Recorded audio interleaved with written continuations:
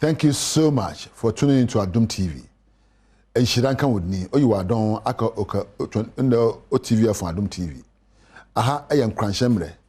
Na me abedi ho chia me edi am jeso ni tekotego. Bo ma me hwe. Me da asese wo so abi TV we a wo hwe. Fro obi no onhwe yen. Na enkranshemre no ene ye koso abisa say dey na koso babrabo ni. To say your life is a journey. Look at your life as a tall journey. It's important to keep in your mind that everyone has a journey to cover. Yes, my brother, I acquaint you na meet you. Na acquaint you na meet you no me share junctions bi ho e free bi emponkuguo. Me share junction bi e free bi say a challenge, failure, mistake or breakup may feel like that's the end of my life and my journey. So we do baby na ade beto akwantimfia say ye my brother be men can say that a struggle of today will feel like a lesson for the future. And then ya wo komu no about this idea am weto na muntuo achire. The more we look at our lives as water flowing through a pipe, not like a mountain, the more we see our experiencing. I say we so abrabo na wo bu no. I say ensu e sone enya bipo esi faako. Na de chin bia no wo so ne ko subampa, ko kasapa, ko eniyepa, ko adwen papa. Na de tu akwantu yo tere bia enko yie tere bia obeti ahwe tere bia obedi nkuguo. But making a mistake or failing at the end of your life is not the end of your story. Wawari anko yie na no chese wabrabo abawie adwuma anko yie na no chese wabrabo abawie. Making a mistake empomo ya from so bia menka se media masi. Whether we are with someone on our own, no one can change our story but us. Obi ntimi nsakra wa brabo mu ensem a wo ka adechi bia sori a wa brabo ayese ade ekura mi wo tapo so pa meko ha me say wo na wo ka nya wo ka se wo be ko no be ye no ene ensem a odi wa brabo yo enti na be tapo wa brabo adwen pro so no e be wa brabo. Failure or disappointment, leaving a relationship, feeling rejected or having a loss may feel like your life is far gone. But you have to move on. You can still go on, even with disappointment. So when you say, I say, so send me say sifom, send me kuna na me rejamie, say empo ya tuma jajemu, say bibi apare me no, a part of my life. Na mabrabo no mewe yes amri, me come anim. Unu sa, umi say, eh, dey na ekoso yi. Umi say, dey na metimi ayo, metimi akoso. E maybe do I say what transidin. Sa no pe wa sorry. Se so transidin. Onipa bi tu mu on na ene wo kasa. Your friend your inner critic. Ono na obu aten e che de abe na onye your friend no your inner critic. Transidin. Na tie nsem a wo kan wa dwen pro so. Oh, eya na sa inner critic we aso onimsen o. But mu onfi ba bia na eba. Eya wa suahunu ni ehu. Ani empo nsem aka kire ho ena bu abam enti no yesa wo transidin na bisa sa nipa kro no se wo de na aka kire me no wo se mentimi nyo obo ametimi ayo wo se enye yie ebe yie wo se mentimi nkomeko yesa ubu na bam ema ne okasa otimi no mu abam wo na yesa okasa bu na bam okasa enye yie aka kire se ebe yie okasa wo ntimi nyo akasa meti wo se nipa kro no okasa wadwum no ote enti take control over your inner critic. It is an enemy that sits in your mind and it has what it takes to destroy you. But the can buna ten na chance won't me share so. My dream na what here na dream media enti me foul no mum na me no aye na mepe. Abusuan se ebi obi ja aware a o ka se man ka se obi ja me. Man ka se enye yie. Man ka se manyi be mandi.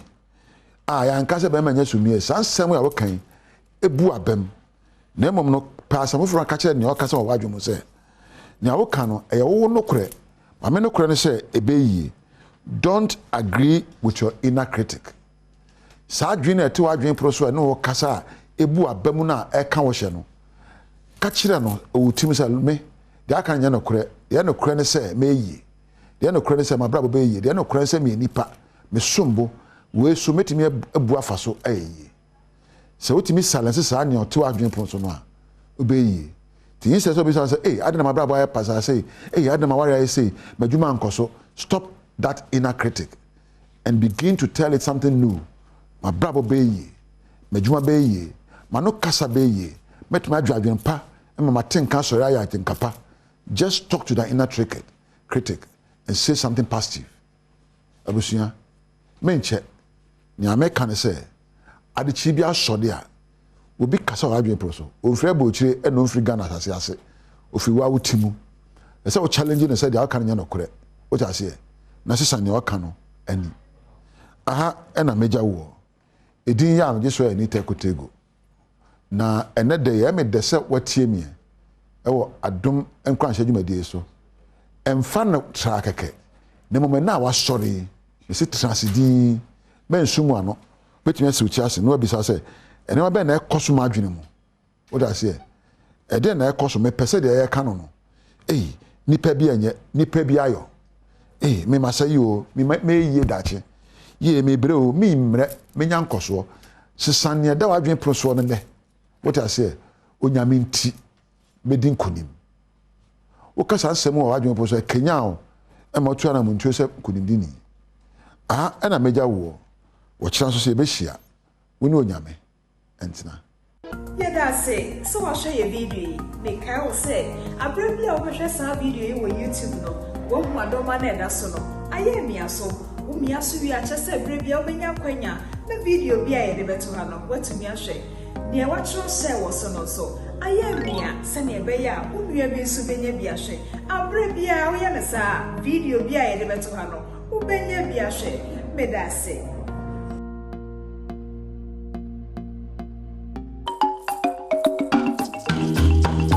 Say we share Badwam anope Adom TV so de medetwa so no eye Badwam so kase nsem no de obetie bi ene say Ghana Health Service mpanimfo say de omanfo bi keka say Ebola unity wo memo no kwe bi anim sanso ena wono mo ache say wono eno aduane e man koda no che school feeding eye caterers no asante mantem mo e bi afrase ya wono anuane e de ema enkora no COVID-19 ho foto so eye mrahye Badwam achi amehina hye sempanimfo nhwe nhwehwemu ne mu enomo sukode mpanimfo ede hu sika no eye ye weni nsem ahodo bi nam de so mu Badwam so no pay say yen kase bo wo hia me aya frame anoche wa ba ajwa say wa finche mu no memfa ento so emaw Director General Edema Ghana Health Service Dr. Patrick Kuma Abwaji o mo ayen sentwefo nhia mu no panyi nya akwanya echiechie mu se de omanfo bi keka se tifi mantem mo Ebola yade ne bi ayiniti wo hono mo no panyi chire mu se wo mo hwehwe mu mabeda de se koba se bi yiniti mpo e bi hono mo na betumi afrase na se yade no bi abo mayi mu de enye no kresa de omanfo bi ekeka mahu abogana fo no chire se Ghana se Ebola bia ema Ghana afi time bia no yare the Ghana Health Service no disease control for no ye should have say FBB stimulation ye should have say Ebola abaha ana say cholera abaha ni ahwe say enema ye de atoto kwan mu say enya sa ayare na betimi aye no e wo ho ana to sin kakra wo ba bia na ye hwe ne sa na hu se to sin a ni ahwe ho na ye ho yi se be ya time bia no ya ho bobo ano aye kese enti ni esi otamale no de na tamale region no se ye hwe se in case se yenya Ebola enema ide atoto akwam se be no na ena obi antiase na oka se enya Ebola bia wa Ghana ha de bia periodically no yes as a friend simulation to test say che ya ho boaboa se ba betimi afen doctor asiedu ba kun de bia na juma o ya na fibia or list of times or yes simulation exercise no enti na obi antiase ya kan enti mo bia kumanto ni say Ebola bia emba Ghana Yenkwa Asunafo South Mansi no emu wahafo mantem no emu. Empenifo ne adwumayefo wonom ewo sankware ayaresabe ewo hono mo de adehwede atumpenifo a ehwe bambo ho nsam so anim se wosre omayire bambo mu ewo wo mpote mo bia ayaresabe ne wo kiremu a wonom aye adwuma nursefo wo mo pepe hono mo behwe do phone beto hono bekọ beba no nurse kromfo abebu awura ho no afa wo no ma empo wo mo yare kura be gya yare hwa wo mo da ward no tere bia be hu a na kwabrane abawura ho abesesa wo no mo nema ti se de kro no se mekoso sankore yare sabia no ha adwenti mpanifo hwe na bambo ho nsem no wanyire mu ma wo ho a obeba adwuma na fe quarters a woti mu no obekọ na akonfo bawuram akwa wia wo nema na fe ade areho kompo aden abramo wani enje afe nso sanse ye fence no yare wa aye ne binum arrest nti binum bubu nti security no nye de ejina ne nan so sa cleaners kompo ebe pepa ha ahimachi ya wi obi phone pen this assembly na yasre nananom enso na yas Ghana Health Service enso wona also down akoma so betumi abeboa ma security ho no issues na tumi aye de ejina ne nan so no wonyina betumi akọ yemoa ne nyina mu ne achiame hene wo ahafo sankore berima ampofu twumasi ankra e kasafa ho a wode to abonten se sisi ada no wo mugusu ada eden hyehyeye egu akwan mu se de be yansa na ye bone a ekoso wo honom no ne nyina da to betwa na omanfo so aho bambo ho nsem no watimi aye ne yie de eye o ha mo wo mu ni se the whole facility omo wo security backup nti nipa baako ntimi nhwe kinswe no nhwe GNTC. But then, director ama assurance say obema kwan ama o ma fani pani biaka na until say enobeba no ye ne omo behia ye ene program ya ye ne authority a omo wa ha no behia na ya kretia pa ho ni ya fede ye fa ho a ye yi enipa nkwa ene asetena nti no enua ho hia nti ya na behwe no kwantempo mfimfini no na enua na se nkwan nchenchen kwa enua sisi ho na dom kase ye fato ye ho so se ye hwesan se na enua ni buwo no ma se de yesi aye burum na buasi ani no e ma hyenkafo otwihye no kra wonom enhu wanim na dom kase de betu dwa na me no kase de mpanifo ye wase o mo hwe na wo pempan enua ne ho ma kwan mu da ho na hyenkafo hu wo mo anim no wo mo frase e pempan ho se be ye kwan ne mu e beda ho ba bi ti se tete kwashi e na afei hia bus stop Madina Papa Speaks a ho nyina no ne enua na kase ne asa bre mpanifo atwitwam Adom kase ebo amane ebra ye beto ye na ensawam New Road ekwan a etwam ensawam junction total e de kwa akodu teacher mante ekwan no mu afu ama e de yakwanhia ahodo ene na eba saye kase yasan abepiemu e won ensawam New Road na wo hye machi ene se de adwumade ne etie na eneduafo bi e won ensawam prisons ena mpanyifo ato safre omo anei wo mu gina so omo edo ye senti so ekọ ensawam adoraji municipal assembly ene coordinating director owo ho Jeremia Amoafo edi nkomo efa dwumade ne ho sei ena wo kire ye in fact adwuma wumpa nse afu ache nti ye ne director edi nkomo no prisoners 10 I'm over running ships here within 1 month there na omatima ko mani mo afa sese no baby o ma sha say ye nsamu junction e dey akokosi end of the bypass na o ma sa be sha say free benkum so a e dey akodu Hebron MIB se tete kwashi shiashi bus stop Madina Papa Pizza na ensawam New Road na babi wo hon ma wo mo adodo awie ebi nso no na dwumade no eguso a ekoso abna poko a ahwene Adom TV ensawam New Road yen konsen foforo emu a adenta mensino assembly ehwehunu se omanfo bi wo mu efrase achese wosisi adansi bia ye ni se wonum esisi esie na Greater Accra ye Security Council resec no wo mu empanifo ene omanfo bi keka wo mu bomu hu se ho akohia se wo mu etimi dwiridwiri adan ahodo bi ye eben Animal Research Institute wonum ensase no eso ne no omanfo so se wo mu se wo mu aseda anye nhwehwemu no to asase ne de no se de nim se ya ban de so be ya company fo mram na hemfo woni importe se ho no eni so oton mo amanfo ye japade no wato ama wo mu men ne mpanifo bedwure mo japade agu no won kire wo mete abansoro bi a wayi anisa excavator enemo obubu no mpanifo wo ha ma ya nya nti asase no aban asase CSIR Animal Research Institute for amode hwehwe mmoa apomde mu se na be ya ye mmoa ye ho bekosoro enti no wo mo hype a kire se asase ne so no omoto ahemfo a ewo ha so eho na wan kan kire mo se enye omo asase asembisa wodi tu dwa ene se edienti ena wonom a eton asase no ema wo mo no obia emusa wonom ema wo meyi ano ye beto no o man kan che se ya ba asase o ne ba beto no so mo ka sa ba asase anka ye mba ho o mo ka che se ye to wa hemfofo ni nchan ye to wa nkranfo ni nchan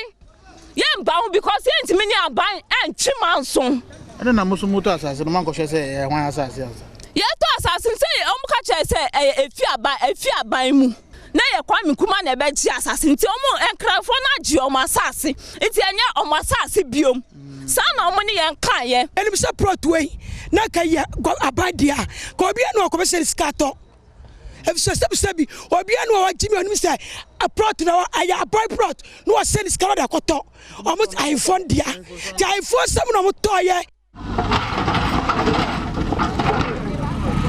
na watche wie yesu kakaka atiguye na se wo kofinfi mantemu a commander edina egwafo abrim wo mo se nkroto ahodo bi ho no mo a chesensuo no hetwifo manfo no ema sesa adan bebi edwiriguyi bebi ti se abeye na face bi ene nkro ahodo ye tete sa na me no ka se dia toronche mo abofo mpanifo afrase a wo mo wonya bebi nda no wo mo bebi ada sabe ya sumdwe beba na wahwe ntutu ya ebediechi more than 700 households obubu ono chedo ya asam kase na yimpa koso ahwe no nkwa na abana ndawo essentially the president Osman Nadmo director general or the helicopter oba inde kan inde baasa oba adna krom ha ya kwa baby bebre na was relief items by ya fam bo won na won ho atochema and da ya kwa semio ina non kwa do ya zenyama abanze be no ya de bon ne nyina mu no wode atso ekuekuo ensori ene enwumayekuo betimi aboa omo animu se obi biara owa aduane anane ma bi ebema sa adihie wona setina mu ayemre no wasira won passe womra won sira ban mu ti abana nda ne yebasa ankwanko wo me ayembo a governance is not meant for one person na oyeyin na your collective effort or your collective arrangement yin na ayeye na ya boa na yetum na yetum ya savage situation ya ye komsesi ai eso na mijina na bedwam so kase ya no pyramid so mo medi ni nyina esi na sare ya ye no de obonkrata no aba sanso ne bekoy online portal adomonline.com ne akoma joinonline.com na afi ya sha foforo bi eka ho ensem ahodo a etwagu anopai no na yedimu enkomo sa pepepe na menko oman ne kwabna asante ho watina se omai mache papa bi mache na ohoye nyankopon gusu sra achim police bo we say oho ye fete say achim enra na menya 30 years oh wow and you say I'm a woman oh wow hey and oho fe pa o me nya o ma me ahwe we mu na o ma me wanye careful abaka so mo be 26 baka so afeni o afu ko se gusu abunze no say we di lady panke ne ho na efe ya mo achi. This is the ultimate TV breakfast show, Badwam on Adom TV, multi TV. So I'm not sure about the Kasiana Bernako Yawada. Timeka say no man be didi so no yawo ago kensi hono afei yawo afisem yawo pensem. E ma ore fi say season 2 of Adepam no that pa e hon to ma e wo ha de akere yegusu aye pamade ne brano no san ko de be di akere ene ade ba ko ahia pa ne nsanu djuma very important key. The TV at one share any bino, TV to multimedia Adom TV, and then Adepam. Very, very important. Sound community media at the Achobra is a name. Hold on to Joe Dobbercat. My other team, no, the other team now was led by Mauli, ably supported by Kwesincia Dominic Sieboa, Anna Eresi Press La Vodafone Anaman, your camera foam, your sound foam, lighting foam, set designers, control for a makeup for so a can one a driver for so a fire ban person. We are so proud of you because Bribia da also Jibre say o hwe ye dase ye ntutu saade na jeje mukra uni wa ini ho nti wa also wa Jibra o hwe no ye dase peace also wa Jibra o hwe me sha say no the Ghanaian Times in some of the edikan government spent 12 billion Ghana cedi in 2020 2021. But quickly, Ebeko, ranking member health. Osai Mrashe Bijanima Dwaboso, or one of the members of parliament. Now, one year so disappointed that it was taking the finance minister too long a time to appear before them in parliament. Nyame Chadie, Enra, Omaisi Kasem Santofono, Photo Sanfono, Oba Mrashe Bijanima. The meal for Kobna Minta Kando marching. Yeah, many are my. But you said the matter is settled now with the explanation. Minister Mabona Waba on COVID expenditure. Bibia Akokama. The matter has just begun. It has not been settled. Oh. So now follow proceedings on the floor of the House. Yeah. I don't think you are giving the right impression on the television. Because at the end of our various comments on the minister's statement of representation, the Right Honorable Speaker directly said, Health Committee and Finance Committee, now they are very settled. Well, so Abba, eti bebrebe no ba nyina na mabusa mato adwene ene ya hyese yenti ekuo bi ebe nhwemu independently specifically na how na nkamba say ede bi na mopa beyond the other. Okay, so ohwe yemra edidikwa yedidi dwuma ewo mahye badwafie na obi at the statement eba intimi provoke debate na ntimi misa na sembia nso ewo ho nti enra odi nsem ne baaye no na hwese ne nsem ni si ko na ni ma bebre ho ani bi hia answers na emu na ho papa nti mema wo mfanto ho be mienu miensa enan ebi na ma twa dwen akosi so baako ene se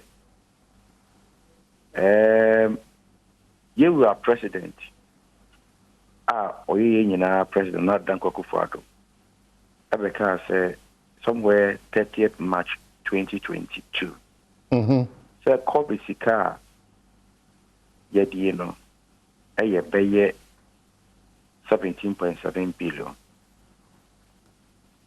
So what I say now nena watch here 7 to 8 days. And the vice president who kasa no address test control. On also say COVID sika yedi 8.1 billion. Minister nankasa mu within the 2022 budget ede bano. On also name krata mu no. Or say yedi 18 point something billion. Your budget for by 19 point something yedi 18 point something billion. It's in the document. Afi enura ko first statement bra na de kan nyina ye 2020 and 2021 konta no no 2022 de ye maso enura this statement ne buy no o say ye bi 12.0 billion in the year no figures ye 9 mako 9 mi no free minister na ho so ye idea minister ne de nim for first the no the bad on the budget statement di mu kra no and no beka ene ye pekrampo na ngi be beka so e bia president de no ne vice president omochi nti ye nya cheke ne family na minister na ne ba kopa ono no figures ye mienu nti no de hin ena na yemfa de etoso biem so ene se o hwe budget ni mu a omo se Omwa yusu 600 million Ghana cedis on Agenda 111 in 2020. 600 million? On Agenda 111 in 2020. But you're doing Agenda 111 bio. And yet, Ebia from so being about or more in 20. Ebia from so. Clear. Sadiano. A PO. Main budget a peer media review budget 2021 on Agenda 111 600 million. 600 million. Oh, I did back my forgive me. Moments and show for no, do baby, I meet him.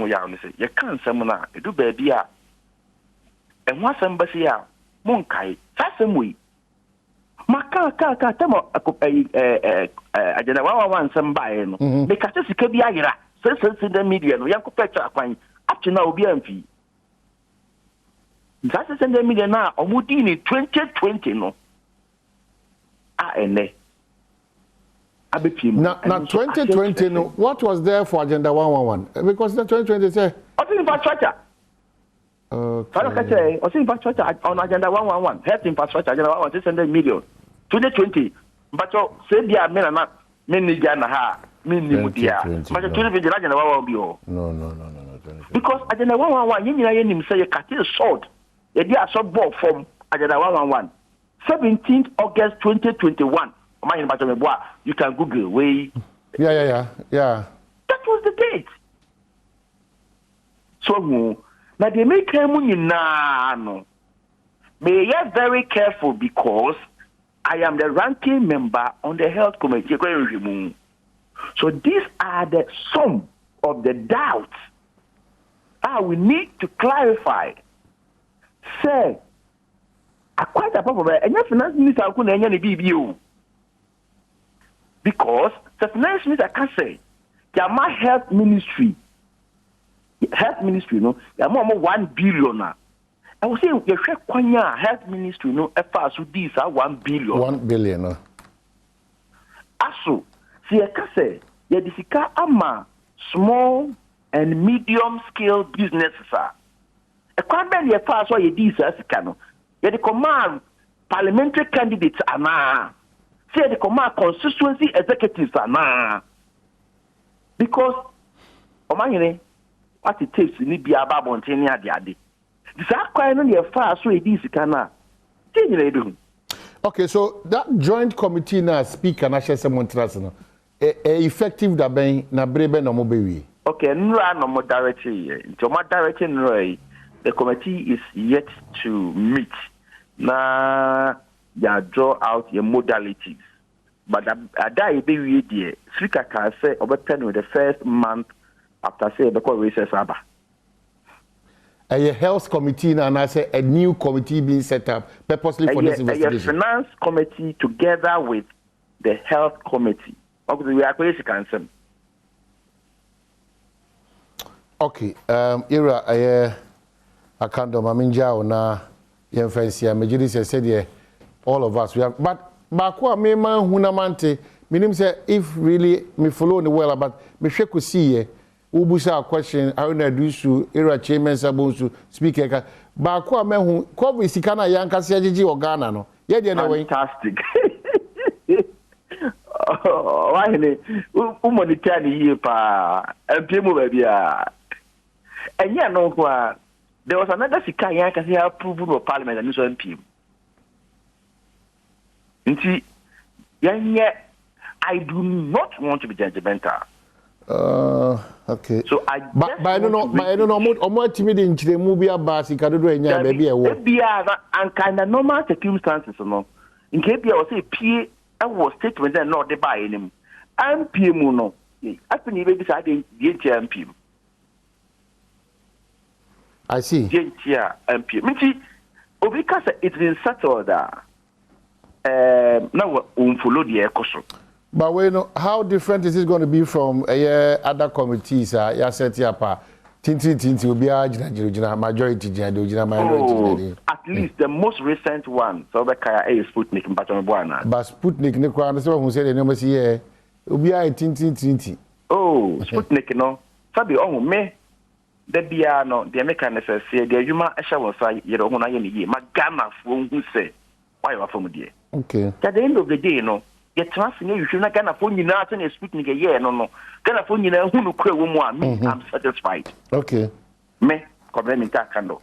The moment I know could be a woman, everybody there did I hear some Ghana phone because me, I don't have the power to punish anybody or to remove anybody from office. Maybe the NSA see a mammy power sending probu BB. Mima from Mudiano, or my teachers are not here. We Upaja, in yet a boano, near your money. Yeah, the end of the minority side. Yeah, but yeah, ye. makana for nyina hu but be ebe ko sie de it is too early for me to say how they ebe ko sie all right especially when I'm a member of the committee. Okay, former deputy. And Obia wotie me ne on anopai yan komo bia no. Ontie no ntie ni your record mfanto hoyi. Because I raised the issues and I have not been judgmental. The guy said there was a time the constitutive committee ne pe na yeni no MPP before the other side raising issues say me mateki position in our judgmental and therefore they were opposing my membership of the bipartisan committee. So what I say. Right. You know, make us maker. Of course, if everything was clear and we wouldn't have pushed for a probe. And so that is my original position. Okay, so our community Akando Mamenase, a former deputy minister, or a beneficiary of Adeba Kwameka Onemekun to Kwadibia, and after a job also Mrashebijani, ranking member health, or a Mrashebijim. Yadana Sadapeono so Ninchilima or the Abreyeko, and Kratas quickly was Senebekono. Because I'm not sure about that, so the online stories in the Chronicle, double Kratas say, Yakanu Akasia Bono say, Accra Commando strikes at Adenton, pulls down illegal structures on CSIR land, and Speaker praises Oforiata for COVID-19 management. And what's the Chronicle double Kraten. Oba the Daily Graphic and so Speaker directs investigations into COVID-19 expenditure and government prudent in COVID-19 expenditure. Finance Minister tells Parliament. Big story here. 48-hour ultimatum on CSIR lands. Over 100 structures pulled down. Daily Guide. Rains sweep secondary Takrade and Attorney General chastises Ablakwa. Big one. Government blows 12 billion Ghana cedi on COVID, and new editor for Daily Guide, Akwaba editor. Achoba. Oma yenkoi na hano ayadomonline.com. Samini wins Gimpa SRC elections. Time we unity so wakwa kujina no.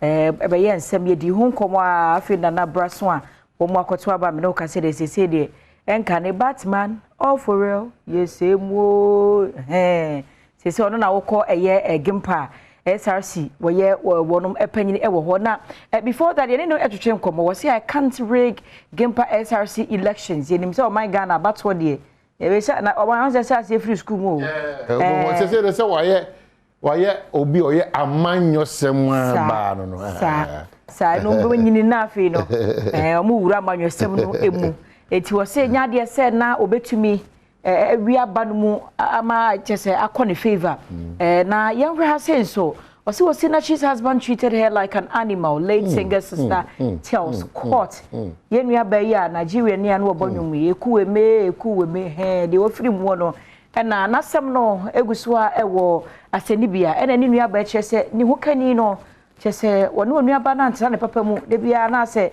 wo ye ne sa aboa bi no se de no sitete no de fa yakayaka de mu no na mesumi busa se eba no sa no na obeka kire busua no na wonua wonimu no na maame nimu no ana mo be na mo so mutuye de bia meka ye nye ready to accept divorcees nti de bia say ya na to de bia ebeba no we was say why am I being prevented from meeting Akufu Addo NPP first vice chair hopeful why no opanyini na me hwe di kwase Smith or the Smith bibi afena odo so pese wo bamu e no che se wonim de nti a wo pa kwanya no wahuma mpanyin so omo ma ne kwan e ma ne mu na ye kase bo bi de tu se obo ase mabunu na wachi ya sase wonom ebradam wo mo ye kire se omo pa adwuma sanse ye mining no a community mining no shada mfa wo mo adwuma sa Anglo Gold Ashanti mpanifo e de wano ato asem no mu bi se okwa adomonline.com a obenya nchemu ni ye na watumi akenkan e wo ho my join online so said your man na kodi hu nkomo no COVID funds my Ghana for Sanford to me copy mo mrahye bedwam kodi hu nkomo no emu ensem enie na wachire mu a wose Ghana man panyini nsem a wo kan ye na no ada na afi finance minister so so figures on so de betu dwa no chese ebobra contradictory ntino won akohia se wonom etumi ehwehwe mu we ne nsem ahodo bi na ewo myjoyonline.com we ase ha we say finance ministry is not running away na se de no manfo be sikeka se mrahye na to nsa afre o my Ghana photo samfo aso aso mpeso beba no we kire mu sanya de se wo dwane akoba bia se brana so ajebo wenya aba abedu na ba se ha say say government has been transparent with COVID-19 funds said the one can expenditure na se kono for real time we say aban no wa man hwehwe mu fan da ho bibia koye Ghana fo nyina ate ase COVID-19 sika no ana wo ho no de omode ye no Ghana fo ate ase wo ho no na se no so emu ensem bi eno no atofo senso akasa we say eno ada my Ghana fo to sanfo nsem odi tudwa no wan shada nchirechire mu account no wan shada renda ne ye enti wa faili pa so ba my Ghana fo ate ase de omode COVID-19 hu sika botina hodo no ye tini nyina efa o my Ghana photo sanfo kendo for reata mrahye bedwa mo kopie ye ni nchechemu ode ko ma mrahye bedwa no emu nsem dodo no ana chese ukọ myjoyonline.com a obehu ne se ewo ho no mo ubie mu a de ene wo voice wetumi abo na watie de waso kenkan dure chensu wetumi kenkan kenkan bi na fa ehunu de ekoso ewo mayi emu ene ama hodo so enyina o my krata baby. Well, sir, you better wrap up the new crusading guide. Nungwa chief of staff cautions to Poigono residents, and the big one, government demonstrates transparency on COVID expenditure. Over the Ghanaian Times and so page 17. No outbreak of Ebola in Ghana. Director General, Ghana Health Service, Anakase, and school children vehicles trapped in heavy rains in Takrade. Over a year, page 25 of the Ghanaian Times.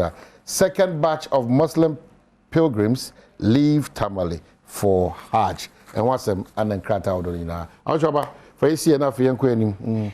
You better be a say, what kind of home Adom TV so sunset doso. Now see Adom and Abesh, Bedram so, and ye na ye die your home nearby. Ye bar no himself, we can see Muslim. Ebetwa so ene ya wada ti afisem ebebo mahene so beba na fei de akoso wo mayi mu no wo de aba be so wansa na mpensem mu aba fashion 101 wo hu siesie hia ye nti ye de no so ebeso mo ye kwa basisia abusia pedi the Reverend Kwame na Aida me gidi say ye jumedeni na wani jihon ye videos ye talk shows ni jumedeni na de hia me pa ne se na be ya wo sabaka ye jumedeni no 24/7 wo bell no wo de point so Sabel punches so, punches biu. That's how punches biu. O punches so 24/7. You make any na a shasia kikro na on Zaka and follow us and share the page for commenting na so to on your mission.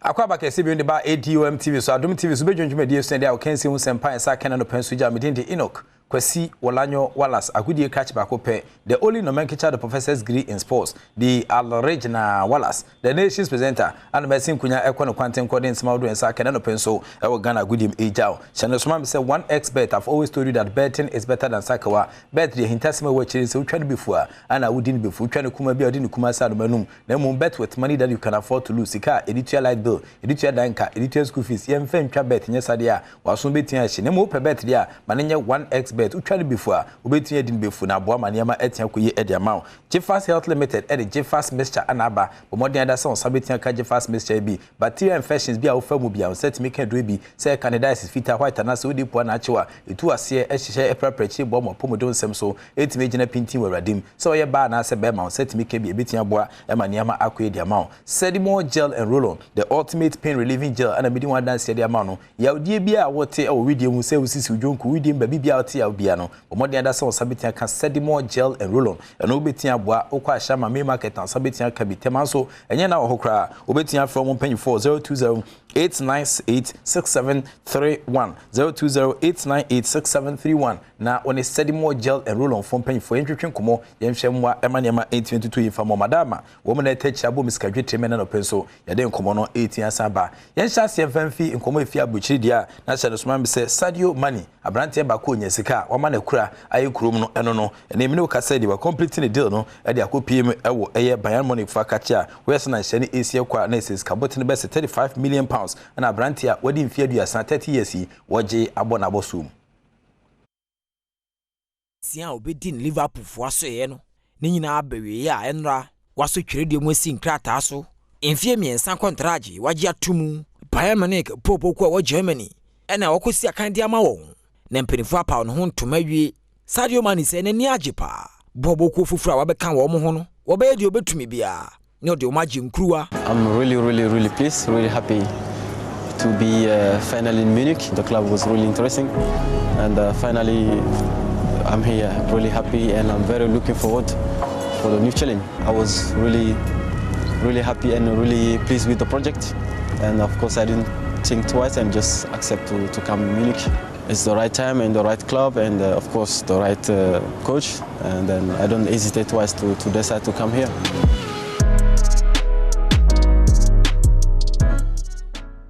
Sadio Mane ana hwesere ne masi koso akosan dia ma eye Bayern Munich for nyame atoma obehya ase akan mamafo husan po gina na so pa ko dikruma mpuntudwuma waye nyasem keto kra nyame atoma mepem no ye be chronicle na dia ma but former club Liverpool for so eja ne kwan kama ekire edi nchiransem 18 gu no so hwanim se nyame atoma wonsan koto adwuma pa waye o Liverpool no so sa e wo ba bia ni wodani ekire e wo Germany no. Oh, it's absolutely magnificent. Sadio Mane ne nkomo no na Sadio Mane ono na o transit to airport na boys hia no se Sadio Mane de bia betwemu ha barasa wo fon kita no glass ni na papai ade na wotimi to for meeting ato ne chensa na so medwen mikrumu fo ho se be a meeting asama e mekura ho no ayekrum ene nti hwese ne Mexico sabrante enya sikai e wo Germany die obesa de akora na se na wati ansa akoboa e maniama etia kwedi ama no a few football players and omunya sika dwetesa wo mo edesesa omoman odi wani timi ansa chemo Egypt akọ kohwe ne ma Mo Salah so ya enya asem keto akora e wo mudwumadi a omugusu idi no na oba Africa de atim sampa countries ni bua on players na ni ate ebi nso de unchele hu mu yi but ye fa ni enchire mu e 12 years ago yenkwa bakosemu kakrabo ni se on acquainted with history of our men child nipa bia onima bakosema ya bofra ketekete na 12 years ago World Cup 2010 ana Ghana e dey twins achras ye Germany for and dey akensi kese dey twins apem so Black Stars were beaten by 1-0 so akensi twins atudwa na Ghana e group D na Germany, Australia and Serbia and e kopie mu boni akoma hwe kakra se na nemasi koso 10 years ago. And that was Black Stars 10 years ago. We players and they change at that time can you see masa na and can the same be said about some players na wo mo money to search mu na omochi Germany na Germany twa kaba kwa intins ma da braka na nyamya doma e wrestle ne ma ebisi akọ e de afi World Cup 2022 e ba so kata for se oba na se nyoyere na no nam dia wontimi ni obia emeda ho no manya sa chiwa obekwa fiase eye mfie makomako be senson enti we kata for nkrato a omsemesa fanja no nti wadwen so obekwa World Cup na dia okwa ono yere na okita marriage certificate no na dia kwa check kata for pen for se miri ni enti ene obo no na wote kuka wa bontia obia emu na mum wonnim na ne mu ana kwa bi ene 7 years and obedi ewa fiase netwa ni fanche Ghana Football Association for pen for kachia wo so na anwada e de wafu bi akensikese ne pem so e Cape Coast Sports Stadium na under 17 format no the last game e boy no e transfer ema eye Burkina Faso for kra wo mu fi Homokru Mogadugu no on be chie twa kabako yentimi ante emani third and fourth place game ene ekobo Ghana e TFU na sa kan say 12 man pen for be passing bi papa bi e de aka che coach ni place no mchese da bi o mebo sa place ya no a na omamo da che e wo mudwumadi a omudi no Ket Edwin Simon Okraku FA boss and this ankomo ijai. Guys, we share in your pain. You gave it all. You gave your best. We didn't get the result. Okay? We are with you. The developmental agenda of the FA will continue with this group. Yami Aduma, Friday, we'll play another game. Yes. Don't worry. The IA or high is a process leading to your full development. And like I told you a few days ago, I believe in this group. We believe in this group. This is not the end of the road. Samati, this is not the end of the road. You gave off your best, we didn't get the results. But the future of this team and your future looks bright and will be good. The Ghana Football Association is appreciating energy, need effort. Again, this is not the end of the road. This is not the end of the road. There are a lot of big talents. There are a lot of big talents in this group. And these talents will blossom with our full support and the support of Ghana Football. And we appreciate what the guys have done. I know, say, we all wanted to win. It didn't happen. But we'll win in future. For the effort and energy I would actually much win, it will pay tomorrow. Tomorrow and the future. So that's it. Munya much be bahanum. Now pictures okay. You see the pictures? That's it. It will be some of you or all of you.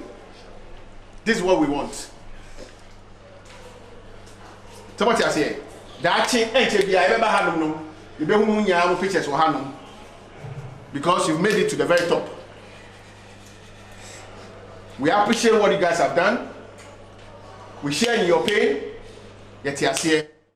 International under 17 ranking no omo de ntwopoto say third and fourth place and ye host two under 17 championship no Cape no ye kobo na so every president say hey mamo bibia ha mokra mo an ye bekoso a ne mo ye adwuma na boa e ma ne ma etiansa kwedi ma unim nti a efira betu obia ofie no agya boys bi honom ne ma ene tinyame adoma de honkom obetiansa ba chi na fo se ne ma besi akọ bibia ni Gold Stars for and so a place 9th in the just ended GPL season no na almost ehwe nim se nyame adoma almost ebetimi asset target ebetiansa boa na afefofo no nyama etia koyi ede amom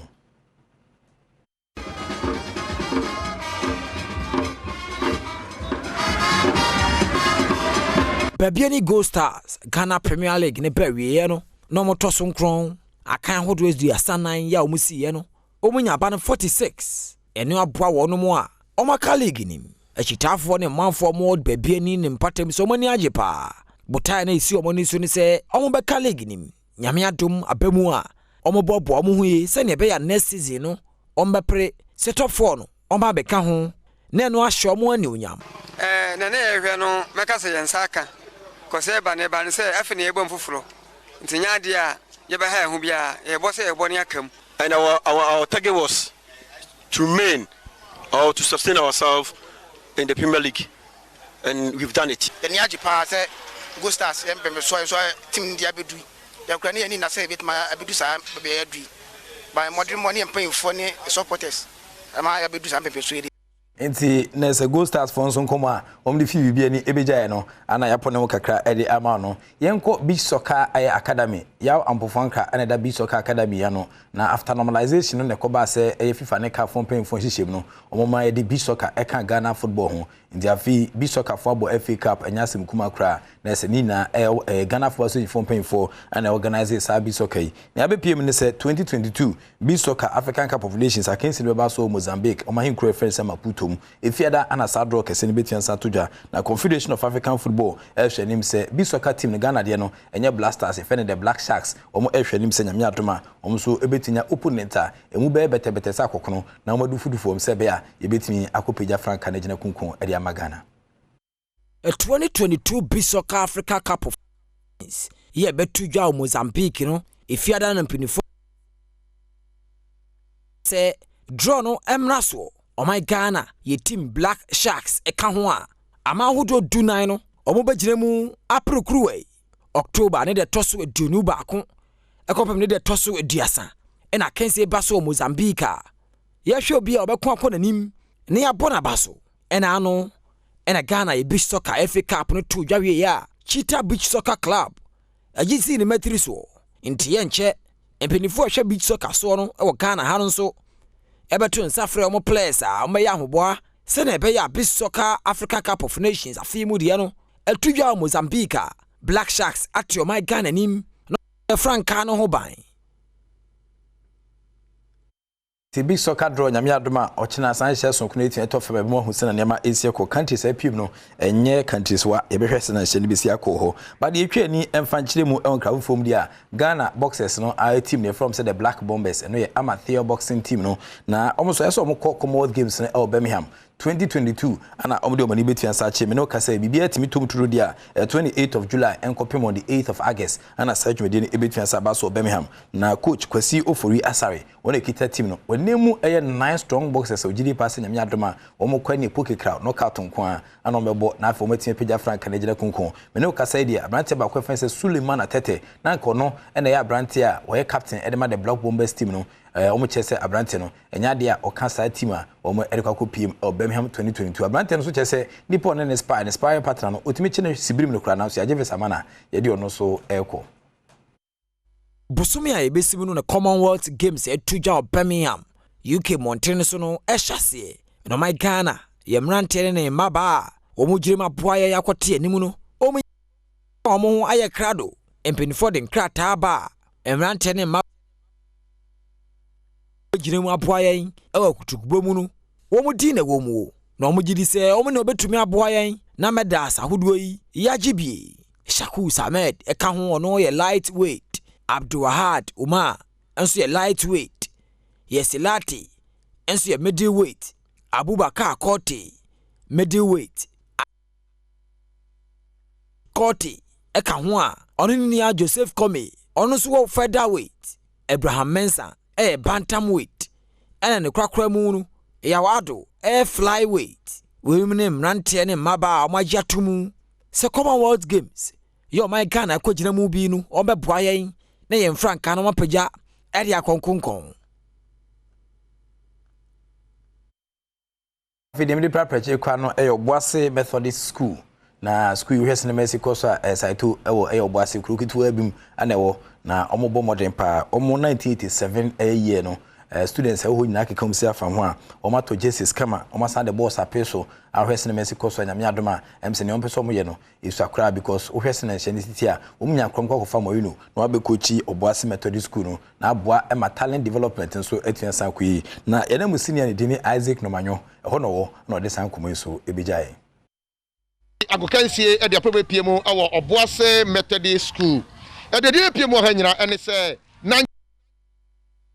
7 year group 4 ababeye school yi adoye e de Jesus ene boss e de ababeche aye school yi na ye beduru anu nche yenye nyina e se na school yi ebo mo modern ye pa e wo aye agokansie emu na tsasase e damati he eno ne park ananka ahafo di agro aye sports ahodo e wo so nanso e se classrooms ahodo a wa ha e hye nti empedifo sai park no na me no ka say wo mo e de ACC classrooms e wa ha na yeni openi kwankyerefo a wono e da sa year group ya no e wa ha yeni openi ni nkomani bi sa nkwala ebe kwa akọ bo na omu Jesus sem na emu ayede nti mpemfo de betu yenim na yenso enyi ya ahokeka se o se ba na ebe boa baby a yeko school headmaster onu so school mu so e wa ha nanka ye ka school a omu ebo homodin pa e wo America tu ball bom table tennis volleyball ne ne keka ho dia nanka ye Oboase Krodua mu dia untumi nyi Methodist School emfiri mu midin e de Isaac K Nomanyo Adom agokansie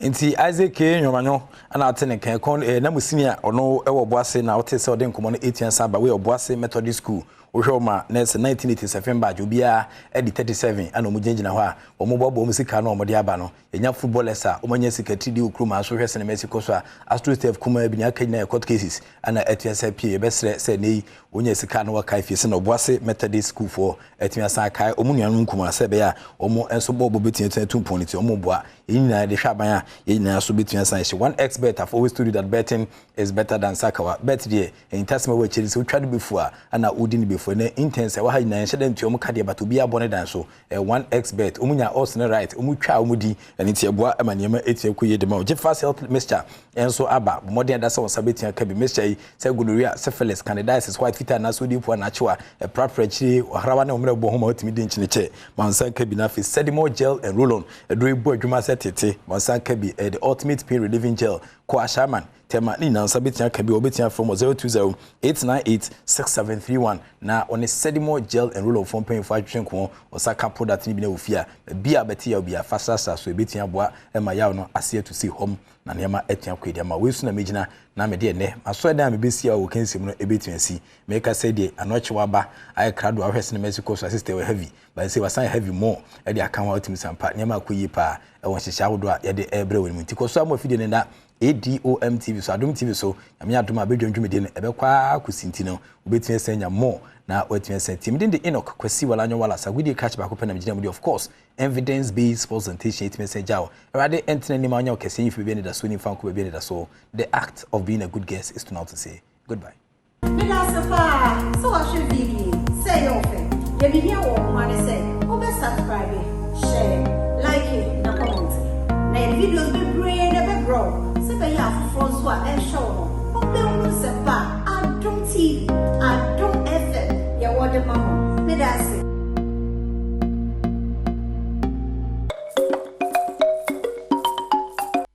Badwam so enie me da se so gusu Adom TV anopede adruso no eye efisem enkomo aye ba bedie no hefa ho na fa menso me ho wo so hu no se wo ho siesie de ba Adom TV a ehia ye panti ne de fashion 101 aba beboade na Shannon so St Andrews SHS ekwame mu abrana grade A school ba no watron so hwe no na wantwa edida so da so wo ho emmanuel na abana cho BC ye wie echese placement ya e basa obi so wo ji sikaputuo ansa no afa akoda no a ha hunkotwe SS ka no fa no eko St Andrews SHS na woni akora no entete no pa no bewie no obetwa amo wo no se wa moka engu Kel Kits toothpaste eye paste ni twitwi yesi nwaso we ye nkwada de na aba fidi botofo akopem fiansia wetim de twitwi ne sine mum kai so beba na twitwi ne sia no pa ene anwumra ba tan ye ni enkoye ma no sene ho sanse one fa Kel Kits toothpaste and twitwi ne sia be wiase no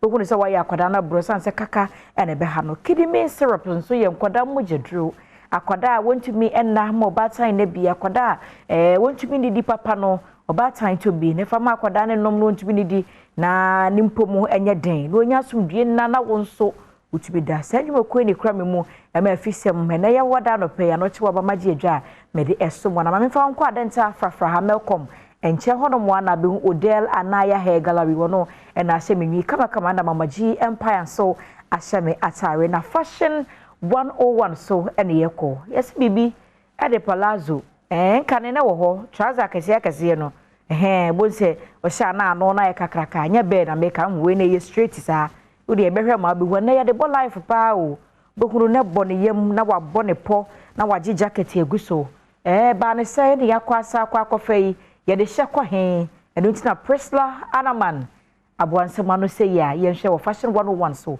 emrasisia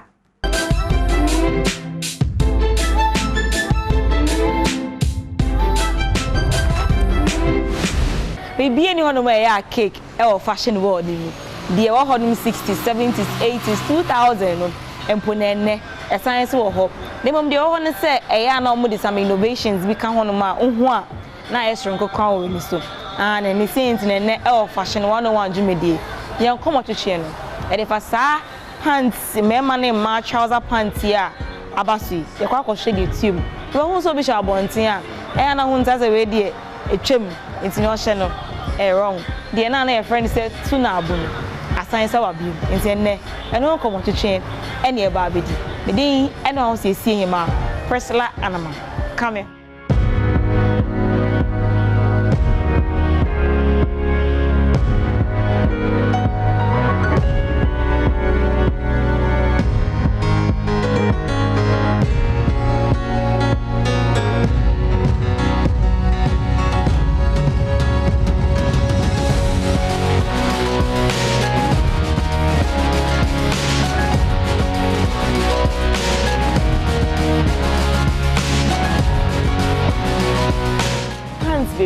na ba sisi ayeshe won se na sisi an fashion world ni wo and e aba clerical lackeys aha ene e ba be hwe sa new trends na aba no e be hu ba bonti no hwe se edin na koya shi edin tete kwa star ni we di nim ne no so ba ne sen the thing to boy ni sua de na so to media account sisi no because the fashion world ni evolve yeah. Now say we ni pan so. We evolve now on tade shim. Ekoyi. Ye mo kwaba. Yeah. Thank you. if you do like that and speak English, you'll be somewhere. You'll be somewhere, won't be anything. So, okay, so Claire, currently we've seen so many trends of these panties around. Do you have different types of panties that guys wear? Yes, there are different pants. There are guys. There are pants for suits, so they use suiting fabrics to do them. They have high waist. They have jeans trousers. They have khaki trousers. Do you understand? So those are the different kind of pants that we have. And then some come in regular feet, some come in extra slim feet, and some comes in the large feet as well. The large fit as well. Yes. Okay, so since some comes in the large fit as well, do you have a specific way of sewing it, or do you have a specific way that when somebody comes to your place and then the person chooses that, okay, I want this type of trousers, this is how you go about it? Yes, it depends on the person's body physique, number one, and then number two, the kind of design the person wants. Some people want it to hold their waist, to hold their thigh, to hold their calf all the way to the bar. Some people also want it very freely on them, so that they can easily move around. So it depends on what the person wants for us to do. Yes. We've seen some new trend in town when it comes to this kind of palazzo pants. Yes. We see women wear it, we see guys or men also wear it. What is the new ish about this pants? So it's called the flare trousers. Some people call it hold my thighs and leave my leg. Is it a hold my thighs and leave my leg that we know since the 90s? It's the old one. You know, that fashion has always been there, just that it's not mainstream. Because there's always a show that exhibits those kind of trousers. There are men that they wear those trousers in shows. In every year, you will see fashion magazines that somebody will feature in it wearing those kind of trousers. Okay. So it has always been there, just that it is not mainstream. Number one, too, because it's not ideal for the everyday busy man or busy woman. Okay. Since it's not ideal for everyday busy woman, everyday busy man, that means when it comes to this particular trousers, it is limited in terms of fashion. I won't say limited. It's a bold fashion statement, and it's not for the timid. You need so much confidence to be able to wear it. When you say timid, how?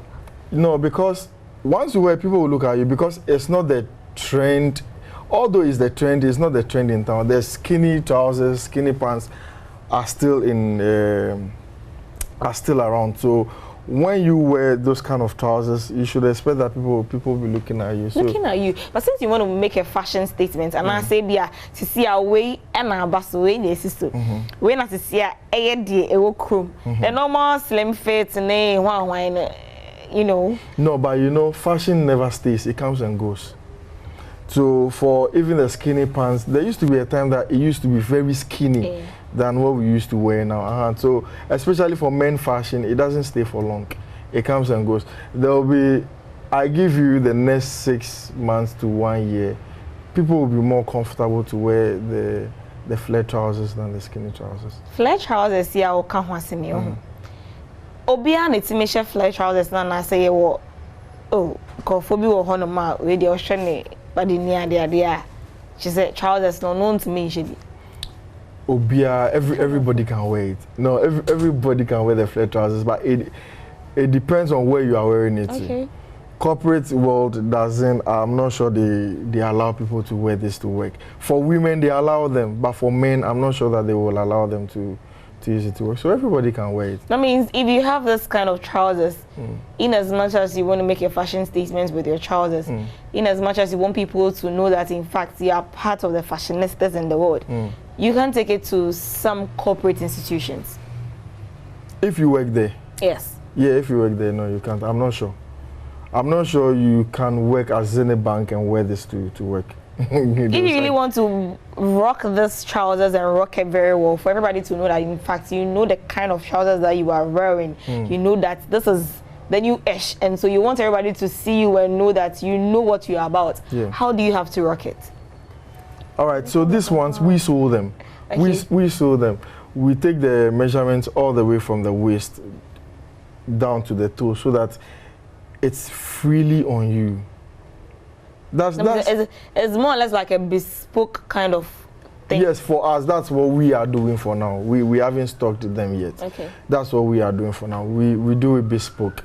So it has to be free on you. And then you just rock it like the normal trouser on any combination you feel like rocking it with. So you can wear it with any shoe, any slippers? You can wear with any shoe, but I like to wear them on Santiago's.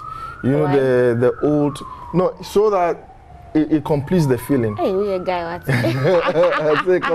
It completes the feeling, yeah, that's just it. So with this particular trousers won't fit a desert boot? It should fit.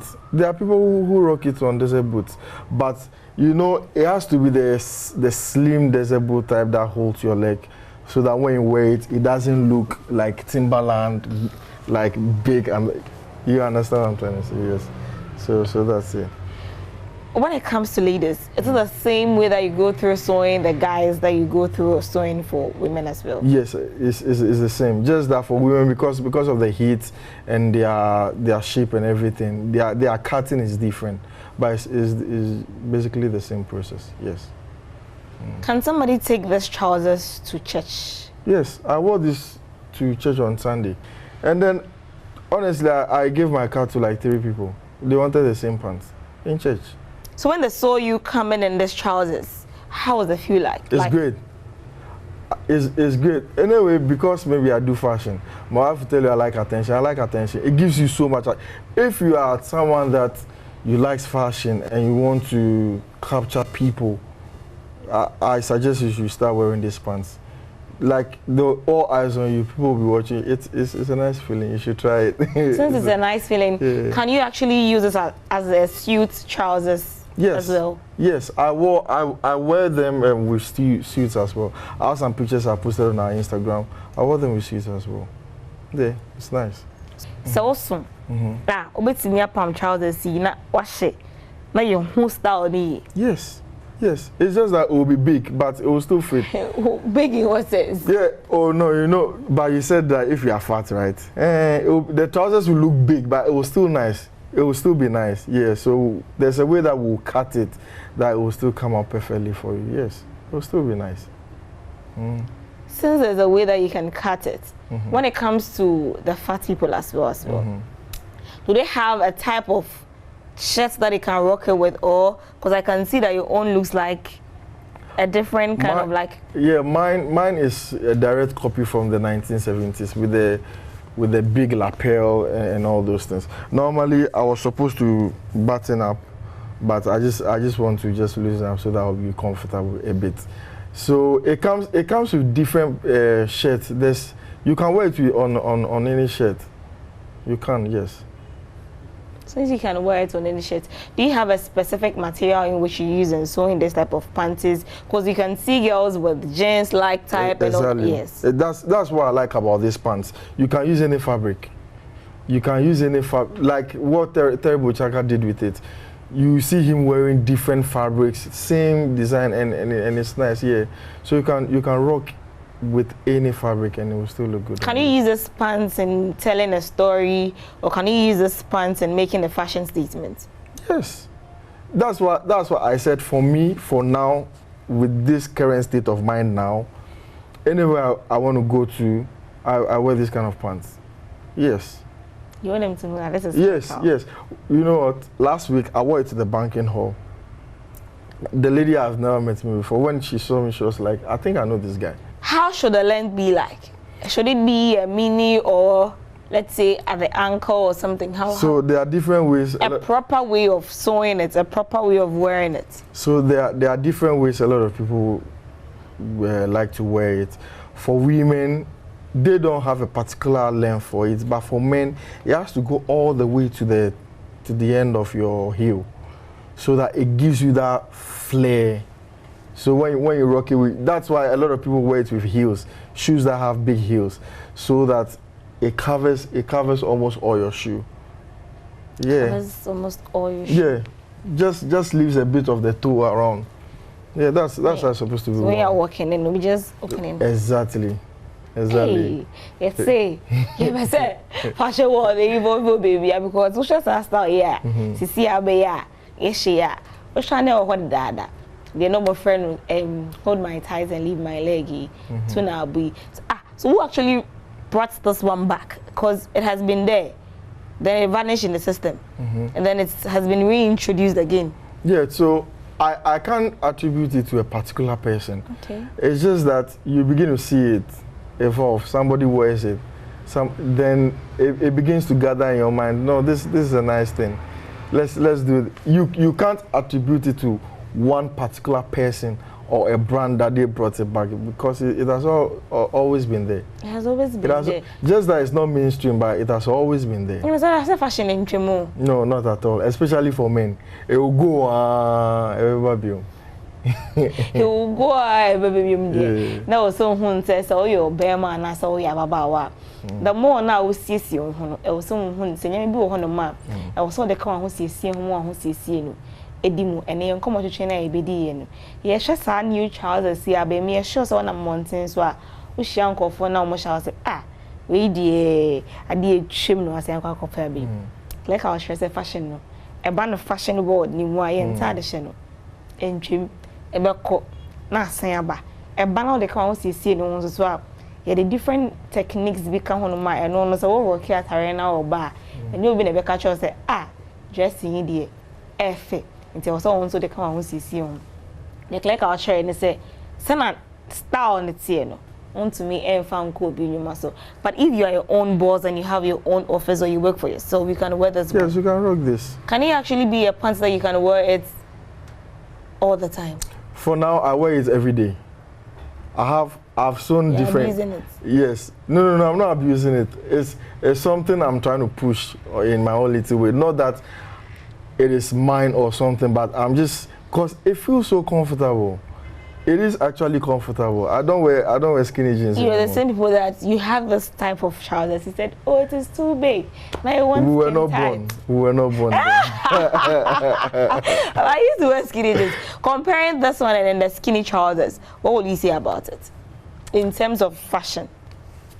You know, the skinny has its own touch and how it makes you feel like. But because I've worn the two before, comparing the two, I'll go for this because it's comfortable.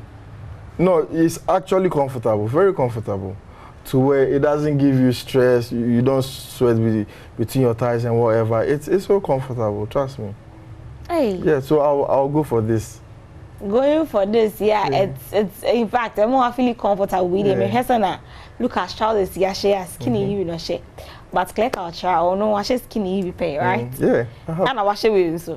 It's a better look at us. So you see our shirt. So right now they have to try it to see how it feels like. And the fashion what about you be come to trade be at the palazzo pants. If I share a band a mema trousers and import this one, women also wear it. It's not limited to women. In fact, women are even allowed to wear it more, because you go to the banking hall today, there are some women in it, and they are allowed to wear it. Okay, so when it comes to men, it is limited. It is limited. When it comes to women or ladies, it's not limited. It's not at Why? all. I don't know. You know, women, their fashion has so. Let's take it for instance. When it comes to dinner wear for a white wedding, okay, ladies have always been changing their fashion, their dresses and all that. Men have always been wearing black suit and white. So we are limited in everything when it comes to fashion. These men are limited in fashion compared to women. When it comes to the, how do you call this? The bar. The bar. This is the bar. Yes. How should it be? Because like I'm actually wearing one. In fact, me should be. But me the so as an say papa bisa. Yeah, mine is like 25 inches. The bar alone. Oh. I used to wear 13 inches bar. Can you imagine that? 13. Yeah, 13. And now 25. Yeah, now we're 25. Yeah, the bigger the better. Because you want them to know that this is actually how it's supposed to look like. So if you are wearing it, this is how it's supposed to look like. This is how it's supposed to look like. But is there a way that you can wear it that the ties will be very tighter and then this part will be? Yes. Okay. You know that's the proper way to wear it. That's why they call it hold my thighs and leave my leg. But when you hold my thighs, it still gives me skinny stroke. You know. So you still have that skinny feel? Yeah, I don't want to have the skinny feeling wearing it. That's why I make everything comfortable. So what age, do we have an age limit for wearing this kind of trousers? No, it appeals more to even the older generations. Okay. Yes, because there was a man that came to the shop last week that we were doing kaftans for him. We saw the regular normal kaftan, the regular trousers for him, and when he saw me wearing it, he changed all his pants to mine, and he really liked it. So it appeals more to the me. I'm an old soul. I've always believed I'm an old soul. So it appeals to the older generation more. But I've sewn some for my son, and he wears it. So that means kids can actually also work this one. Kids can actually wear it. Hey. Yeah. Anyway, the only thing I like about it is that it's not actually too like tight. No, on the it's skin. not. Yeah. So as you said, it's actually free. It's free. Yes. It's so I really encourage men to start wearing it. Just if you don't want to wear it out, just wear it on a regular day just to see how you feel, just to see how it feels like. You feel much better, trust me. Feeling much better. You didn't have any come out to change. ABC, we wear the far new trends and home. Once a band fashion 101 one, they won't know. They won't now doing say a wrong no, and you're wrong. To see an fashion one via most of the things they are now being saying for shadable life no. I did what them the data. And I'm saying so Eddie above you. In fact, just that there are some innovations to it, right? Yes. Because I can see this one has been there, but initially, like the 80s, the 70s, and the 60s, do they actually do a bespoke of it? And as that one, it's just something that you just go buy, try it on, if it fits, then you wear. They actually stock. Some people go to the shop and just buy. What we do here in Clercal is that we like to do bespoke. So when you wear it, it's not like you've gone to wear somebody's dress. Oh, okay. So it fits you perfect. That's why we don't stock. We do bespoke. We take your measurement so that it fits you perfectly. Yes. So obevani be take your measurement, ebe fit you perfectly needed. Then yes, all person will shape in our shiny. I think that the best way and I said the right way of you going to wear it and as a slaying such trousers and say obe call near so soon. The palma we no say A. And it's when I see the current new fashion trend that about town so on mountains now she only Bema and I say only about no she be just a men's training I say really a trim I did a trim like about and say ne the ABC any any idea on come to channel ABC meeting anyone see him Priscilla and a man. Come on.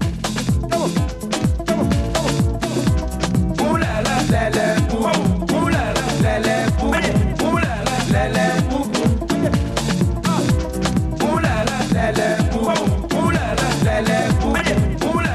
la all day saga all day in the mirror all day saga all day in the mirror although kuna me go although makuna ina me jama I didn't get some fun of it. Obiara, what do you think? Say, my mother, how much? So, being and one, but I get away from the same motor. Man, and see, I bear me to my bear me. We know the good old days. What's a terrible check and 1 man, 9 back so. Na FFF quite chat ho a na asabe ho nkomo ne di e fashion 101 so na ye na ye ho mrata o ye ba apomodin mu nkomo twetwe anoche wa ba me betwa so me basia ye da say so wa share your video me kai wo say abrebi a wo hwe sa video yi wo YouTube no wo hu adoma na da so no aye mia so wo mia so wi a che say abrebi a wo benya kwanya na video bi a ye de beto ha no watumi ahwe ne wa tro say wo so no so aye mia se ne be ya wo nua bi so benya bi ahwe abrebi a wo ye me sa video bi a ye de beto ha no wo benya bi ahwe me da say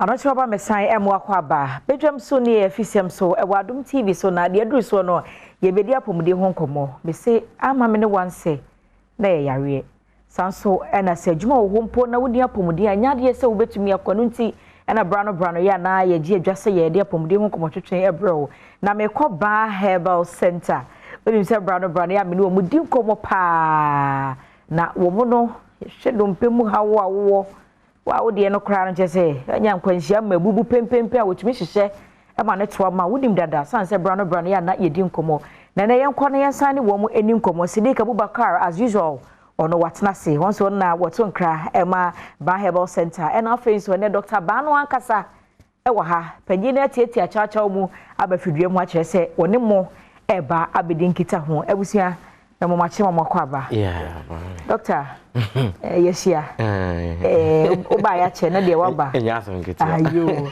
Sidik ene o de doctor bre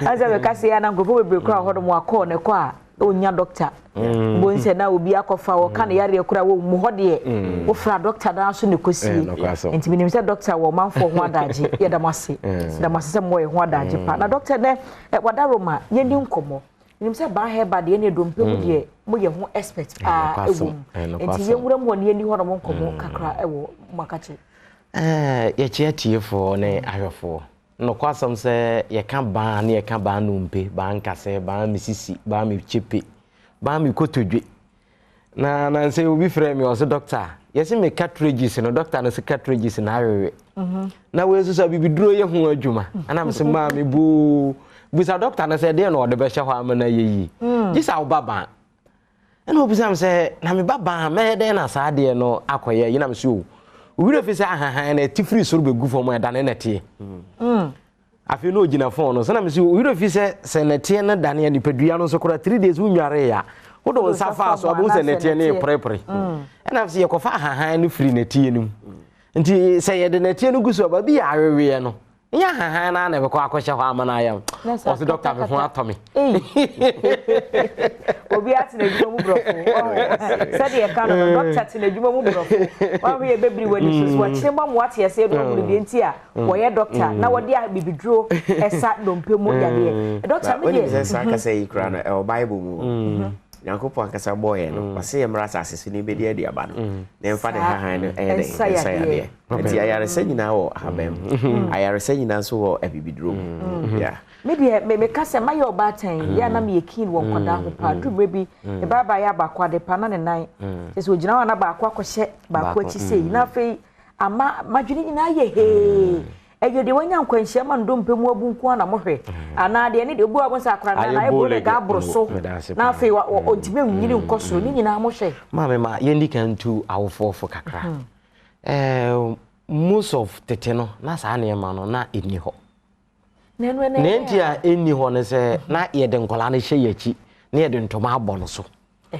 ba je se uchi sa atwi na se ya na se na ye chi ye ni adaje nti ene no de omo sen ye ni na fe na ya si bibi de work na de ne de nkola na ya hyem no wa onto o hyem 24 hours na e direct na nan no okay nti midi kan tu atiefo kakra se ene na wakoto bi na wo pesa wo hya asa me nse wo bi adwuma mesrew brunina amfa de na amase tenam 24 hours se ye pekwan ye ya de nti no de akola na hyem na ne o dina akola na yakoba ni nyina na eno a kyia na nan no okay se wanti na so wo twan wo de fa no bra ba wo de wi afa no bra ye be hwa na bo ne so ne na wo kanu ma na kyia wi a wo de fa no bra na matene na ba na mo ye be jo kakra na mo ompese be ba de a mesro so wo de ni tinam ni kwansa wo jai no eka ayini mu eno na ama saa niema ne bebiri aba ene bi won so ana arthritis kakra wo maame no so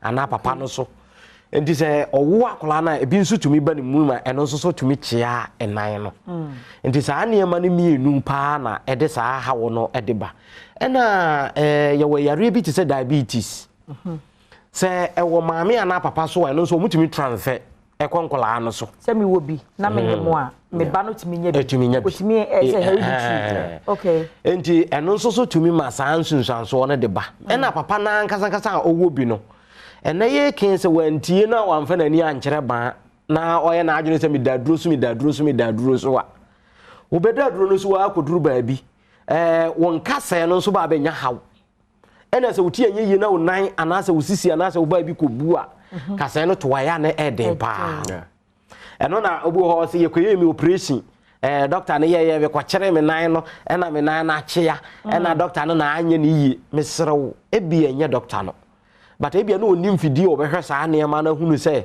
saa hawo no bi wo so na watriti ansa na wabakasa no so ɛno so ta de saa hawo no kese de ba enti mitoko so kaya tiefo se ene ba ye wo diabetes adura nyankopon adom ye triti ase yetu eno so ye bibiduro sa ye ni abrofo duro bia wo ye ho na oba ya so ye ho nso so ye wo so wo ho obi wa ne kasa emubu anasa oba wo kwan no wa untumi nkoma ye je to ho enti na bibusa Sidik say ni hu heba hospital ense je say oba wawura wo PD ya take vitals wawura say mu kujidi say ho heba hospital heba 100% heba mu ya diet ni aduro bia ye kraba bia ye nji obi aduro ho na kwasam say ye wo mu a ya so o ma train wo mu e wo universities ahodo some say wo mu de o mu nsa e physiotherapy ya fa bi wo ho obi wa ne kasa no kora no wo hia duro wo hia so obi na embe massage ne keke enye se bia wo baba so ye na ne atete ahaba na ataretare wo ho ye nya na sa did make am wo se ho na se wo PD ni ya check by time apart from that is how machines yakoto a eno a machines na so massage apart from so obi de nsa ye ne ye san wo machines na nkasa obi wa ne spinal cord no achia enti ye ma wundro na ye de to so nyina na ye san de utu machine so na eno so tan eno so ye na dwuma enti ye keke nyina bom enti wiase Ghana ha wo de obusa heba doctor bia se waje nkasa ho basobode obeka se ko ban ho kwa basobode ye ne de ya je ama na sese kura ye hu ba bia ye di bibegu obi won so ne kasa mu abu pain ne obusa se me ye den ye wa haban no kwasam say ye haban ne toto so ne ediba na eja fa so what say ye 3 days e was kasa no to a obana ye hye na yare bi wo kasa no so nso a obi wo na stroke kakra wo ne mojam nti e ma ne kasa no enso menim se ne meka no brofo no ne kasa no ye pempen kakra nti se wo kasi so abo se asante wo kasi so na asante nti se wo ba ye ho na se stroke yare pa na achewa 1 week 2 days e was a wo soroko because of kasa ya duro ni nti no ye twe ye bo ekekan haban no bom wo se wo di achi nya bra be so hwe and then you say hepatitis e bia ba A B C D mama opa enuru 20D fabra ba wa cha ye 1 month e was a free mujam na se e brebo no na ho aka ye betriti nyankopon adom ama ase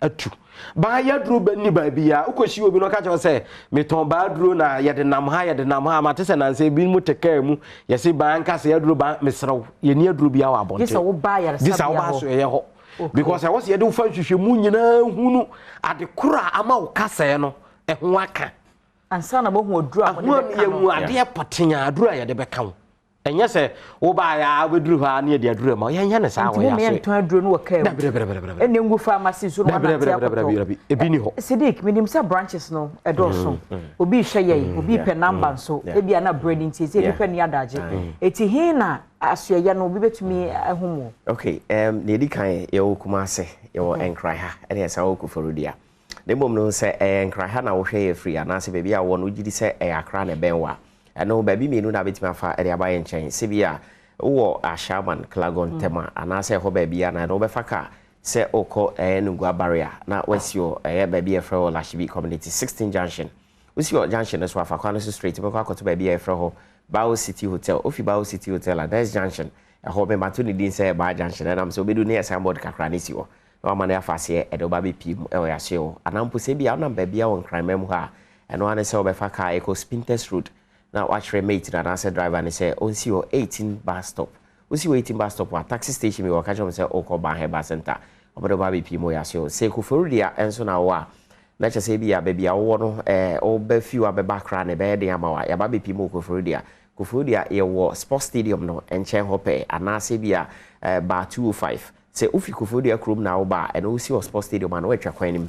I could be from Mobic Energies, filling station, I or who do filling station anymore, and Antico and Macrabi, Ubun Seba Heba Center, on Sabin Kumso. Saving so Ufi, a Accra, and Auku Kufuria, traffic light in Edikana. na wa hwere mate ne so be si o ba bia fra ba 25 o si o ba 25 pe on send fa so no bo se ba heba center ye ho your number enini Kofodia ene Accra 0244 988 004 0244 988 004 Nemo se wo Kumase ene ne mpotemu abebi awo ebi northern region anase wo BA no ne ho kro de ba no ntimi bank ran ne Kofodia eno also Kumase se wo atonso agogo abaya resabia kese na chi wope eno so number bit my free 0244 083 482 0244 083 482 and now more we use Airtel Tigo no so bit my free 0272 500 012 0272 500 012 Sena na do kan kasa e ka no say ya hye ho ye de yesi ne so say ya de bia ni ho ade be ba ye ho a obesan ko fie san de ba bi and just say bia wa baba heba and it is a stroke ya de na de ba ya obekọ ho e obesan baba ka no ya de foforo na de ba si do be jam na be ba that is all power ba bi and so so ni fira konwa mu a na ne sere na e kasa ni nyina mo ye ho adwuma arthritis so obia ne dofo bi kura awro no ho energy di che bono mpacha oba ban ye waduro mako to pa ye fo doc medase abusia numbers no ene gu screen de so no frɛ na ne doctor ni nkomo na yade aboboso ne afoforo bia yentimi ani hu nkomo no wonfa emu ayaresa nyina ema ye na ye homrato ye bade akachi no ebeto so abusia medin the Reverend Kwame na Aida me gidi say ye dwumadi ni na wani gye ho ye videos ye talk shows ni dwumadi ni na de hia me pa ne se na be ya won sabaka e dwumadi no 24/7 wo bell no wo de ponche so sa bell no ponche so ponche so biu na sa ponche so biu o ponche so 24/7 dwumadi ni na e share kikro na won saka and follow us and share the page for commenting na so to no nyame shira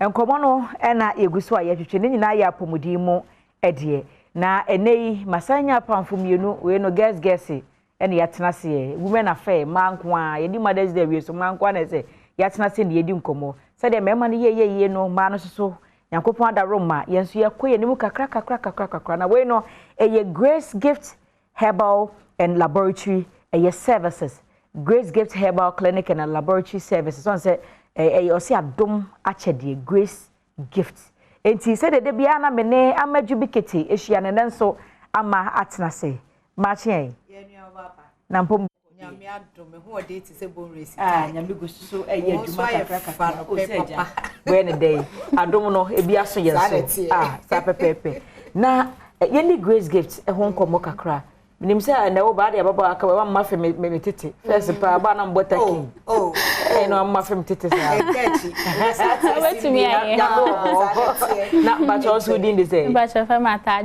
atajua na adwibidie ne kura ni we ya Grace virgin powder baby adru no ono na dance die no virgin powder virgin powder come up na wo want mente dey sir your boss wo for boss we na wadwene maso ene me na ma de na na mse na ma dwene wo so ene ene no wie ya na wa ma ho anya ha back door ho no e be se ja be je fu se etie no wie ya na wa mo tri ne nsem na wo de sine ye ni Grace Gift nko wo kakra and the Grace Gift Herbal Clinic and Laboratory Services said there be a kano Adom achede ebibidura ya sabia yes I home run say home of quality health care apomode papa fie na ne nyina ye say ebibidura chokronkron si eni aduaba ne mfa na haba ensan are no ho asem ene de bro we san say Dr. Grace Bodu me ma menuaba enne ni di no say ayiro mo friend Dr. One Touch esan so mo si di obi antimi nye no eno no otimi eye nenne me de doctor number ni tu dwa esan say me de betu dwa ansa na mama menuaba kasa na dance no so ni wo wia na wo so afre na mpesa wo kasa nyina na wo afre san say wo no wo chenedro free e wo afidie so ahmatro fo so abra one sending momo one tua one cedi kura eno na wo de te sa na won so wanya wate de enti sa wo hwe me sa abre ye direction no eye enkran pumpuni mantem ha no Achimota Petroleum ye ne Family Life International School ni di hwe animu e kwan wo hwa na mo penti white fefe sa okay enu ya penti ni fita kama fefe te se doctor na ho ofe sa so na Kumasi so ebre bi atwam na branches ni ye 2 se aka 1 ye de abu akwa koforidua de na beka oshim ho oshim barekese kwan na so enti mesro o anope wo hwe me na wo tie me afo ni kire ya so ani me enu nyina won kran ha for ni kire New Achimota Petroleum no here opposite Family Life International School na Fred doctor number no doctor de na me di kan boso no doctor de na 0543 0543 32 32 00 00 30 30 0543 0543 32 32 00 00 30 30 and 0246 0246 518 518 003 003 0246 0246 518 518 003 003 enti we de menua ba mepese onu bedi kan Canada nsidie no enti we de wan kasa ai mi jaima the ball is in your court we de wa tutu na no me pese be yese be yene na ahihye ho na enti na o se bi udi ni bi e pa cha atadwa si what you do bi ata na wo se de kuta ho no mo se de virgin pa cha Grace Virgin Powder le mam hade pa cha ini Grace Virgin Powder. Now, hey, I say powder. I need ya mix. Okay. Na ya yam ne kama natural. We bi na dog de chair wo no. Me pa cho ai. Na wo how ne de hia, wo frɛ ya dog chair ubi. Oh, okay. Ebra na me o SS no. Me ko fa ya we ye ode pama ya we ya. Edidi mi moja mu nyina doctors how do be na manko. Herbal clinics, hospitals and ni nyina antentam. So nyame adom de na me hwe Dr. Grace on YouTube. Na ni teachings na o hwe no okobo me yare no so. And I'm afraid doctor na me say doctor, ma say ni say ne ha me no say bra. Na me say ma miniska 10% scrap me yan famba. Wa so e ho na kan beze me da hwe me ho no se mate. And I'm a chair me do. Nti me one of testimony a doctor chair me do free of charge. I want me 10% scrap. Church me ha Bible ni no money me bi na me ye. Do na enyo no pa. Nso me nya abote no medro no. Na me pa cho yare a edidi me so be 4 years no. Me no me within 2 weeks and no my free me ho ba me kwala me ma hye me. E no my free me ho ba na me ma hye me pa na be 1 month time no. Yare ni nyina e free me ho koye. Say fine doctor cho medro free. I want me 10% scram. But doctor pa cho utie me o hwe me a. Yankopon hia o pa. Onya o kese. Onyi mfa adum nkwa adum fi say me come and shower and can be going assignment come akumi ho. Come kum because ya we na no odin pa na me na fo kra na me no mo nam no bo a mutimi te sen kan me ho na o ma twa mo but do yo bold no na wa ka chem se adwa say ni na me se mate be ma me no kra but obeje di so twen ho koi esan se na ya we na no odin enka boni bi be ba me ho enso nyame adum share doctor no wasam ya we free of charge I want me 10% grant mi sramo mi na no ma mutie me especially SS for na mutie me na ho na me ko fa me ya we ni free nti obi a wo hwe me a wo tie me bia no Mumbra Grace Gift Herbal Clinic and Laboratory Services. A hona obinya wa yaresa. Senya Grace Gift Herbal Clinic a de obi abeka bia aboa. Me so obo bi emfa so kwan enda na wa chenchena. Na se wo chini brain. Me chini. Wenya wo hawa no adru. Me nya me hawa no. Se wo frɛ doctor wo chire wo adru free. Me pa cho ai. Nti no se wa na wo ye ne wo fie. Ai o chire me frɛ no. Na o chire me nyoma bi te say nim true ni garlic ni amanya me. Na me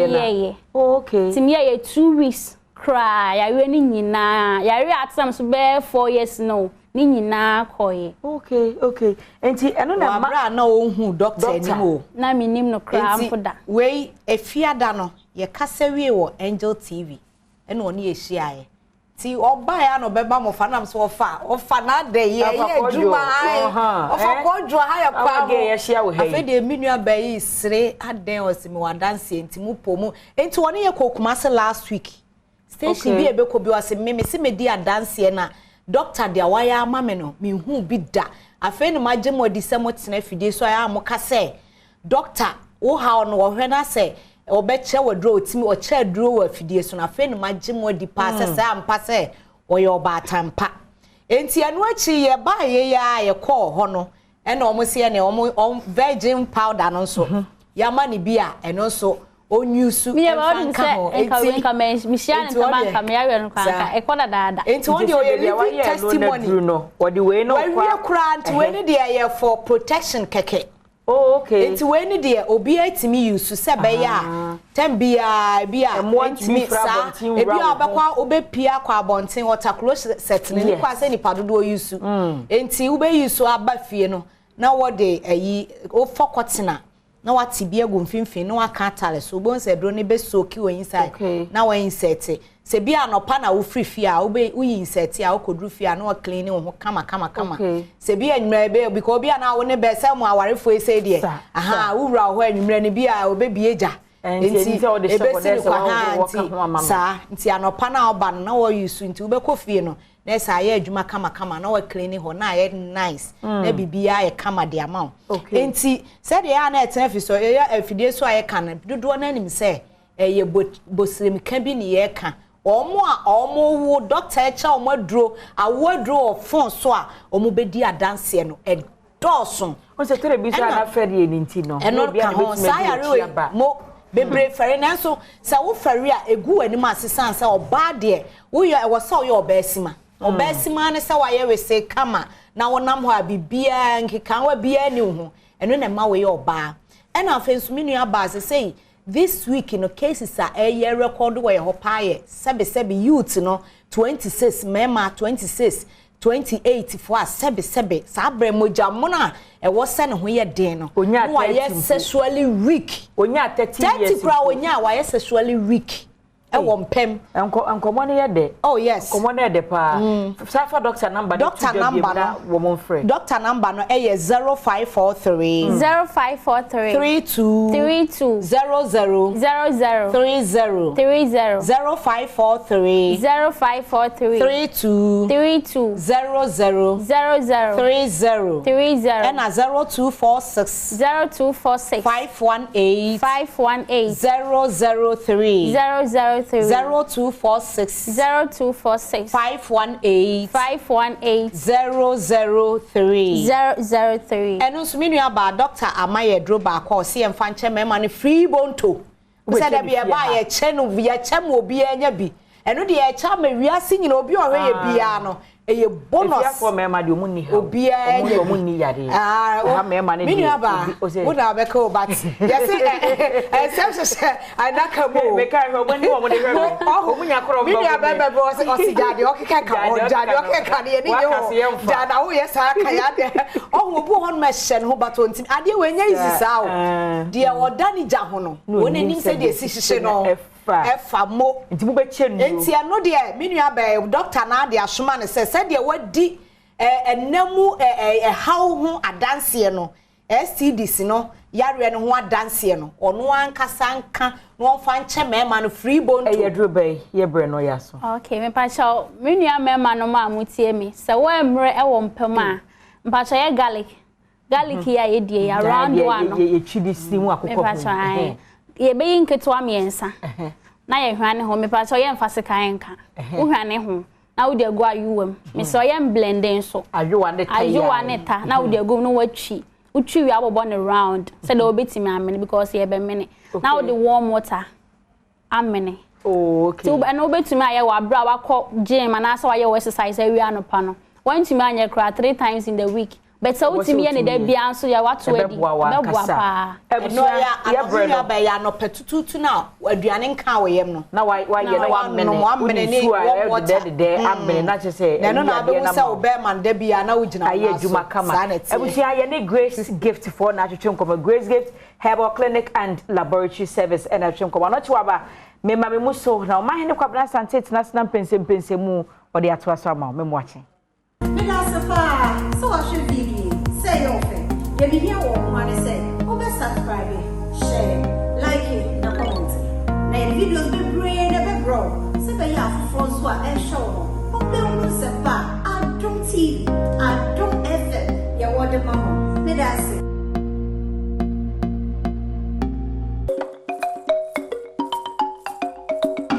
Well, that's how I don't know here. Trying come on so and say my main cow say hi Badwam on Adom TV, multi TV so and pensim bre any free sabre pim say no konobo.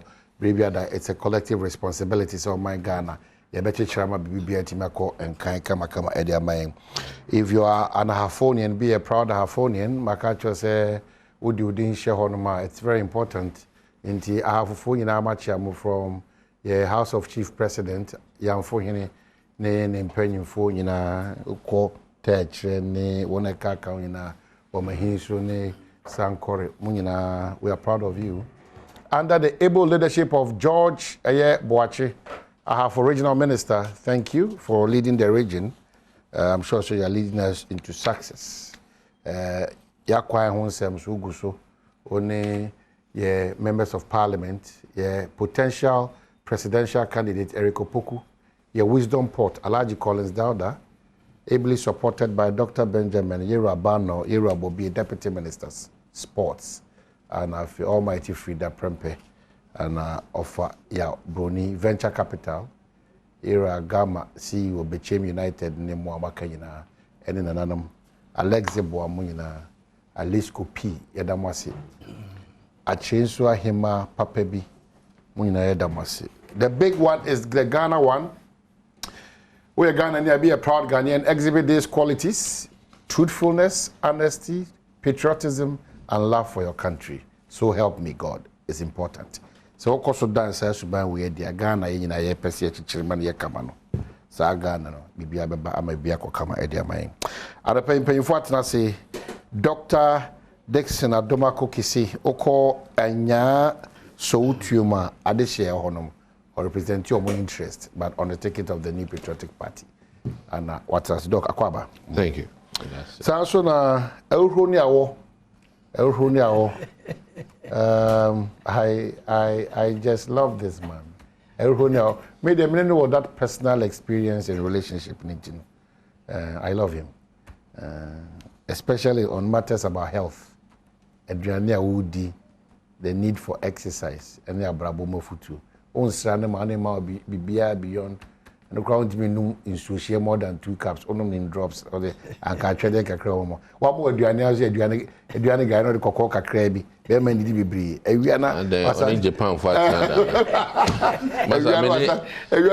many Japan for we could be and oh, my just a me oh, sushi, Massa, already did a just a kit. No, what's not quite like I open Jan was a second. I'm paying baby and Sabina, what you could do in a soon be blaming. When I was oh, the get you never frame me. Over Japan for the Jamaica Matsada. Me a grow Asia. Ain't Japan for buy no. Man, calling the bees, they or the mama say, oh, it's a orchestra, my so did do fear and some work with Japan for Master. It's the Korea, talk as I work. Oh, Sadia. But I was in a conference, it will be a come on, quite a mission, be a come on. Yeah, come on. Conference in your come on. We hear you have a person at Chiakin home. Oh, say we are suffering in your master. Yeah, we are suffering. Mine, Amunya Sadian. Mamunya. Hey, Nanka Mrati Bejaniako, Yamanonisa. Obia Pio Coco Fair, Canadian Embassy, American Embassy. A man for Buguso, and she autonomous gym. Now, a Bia, how much the Ecoso Huntia? Oh, Jay, because what my ship was a 2 campaign, and I'm a Wama, Mebunity as Nagana for it. I was a Nipa Judio. Now, if you follow to tears, I say, we are not in normal time, even though it may be about a situation. Oh, my doing him, he that is down, needs fear no fall. No, what she has said. Oh, yeah, no, so I say. Oh, no, how, no, cause what is it? But don't encourage that kind of wound. Oh, when you can join and make side wound into life. So I could catch you, we say, my own cover beer or because of Bonabro. Manunco. I know a dianity or so be needy. Now, I had your wedding. Hey, your heading. If you campaign now, you're not. Who per se. Yena, Yara, Moody, the Biaba also. Transparency accountability. I said no more actually. Number 2, me see truthfulness, honesty, patriotism, and a love for your country. Oh my, what is something I will count? Me say every time you baby, I make count out. You're directly to the president. So only can demonstrate. Oh no, no, president, yeah, anybody actually. Now country citizens now. Hey, no, na president, yes, and you're my body. Until no, it won't happen. Oka police or you're corrupt. You can't blame him. Oka hospital nurses you're corrupt. Everybody is. The levels of corruption in Pidgin. Yes, because because the system is bad. Because the president in a pound for they are not thinking about the country. Now, so we Ghana president, the Ghana pound for. They don't think about why. I don't agree. Remember example say president I say yeah. Now ko high plane. Every day that's my reference point. Now what in them room that luxurious plane. Now we be catch there on board that family say oh no on sacrifice. It won't happen. It won't happen. And you also be obey because salary is so low. It also kwaduma ade kakra obenya no. We are. Hey, mamenka semba ko ha. Doctor Mame kasa je ba but me person me kasem bi wo de o kan ntina me person me kasem no ti o wonim say mesro eni bi o high the diagro ne mum eba security of high sought after officials no dia na me diagro wo he me wo na Ignatius ba for me na Ignatius in your accident close to your area. Yeah. And your cow, Timwa. Yeah, would have lost him.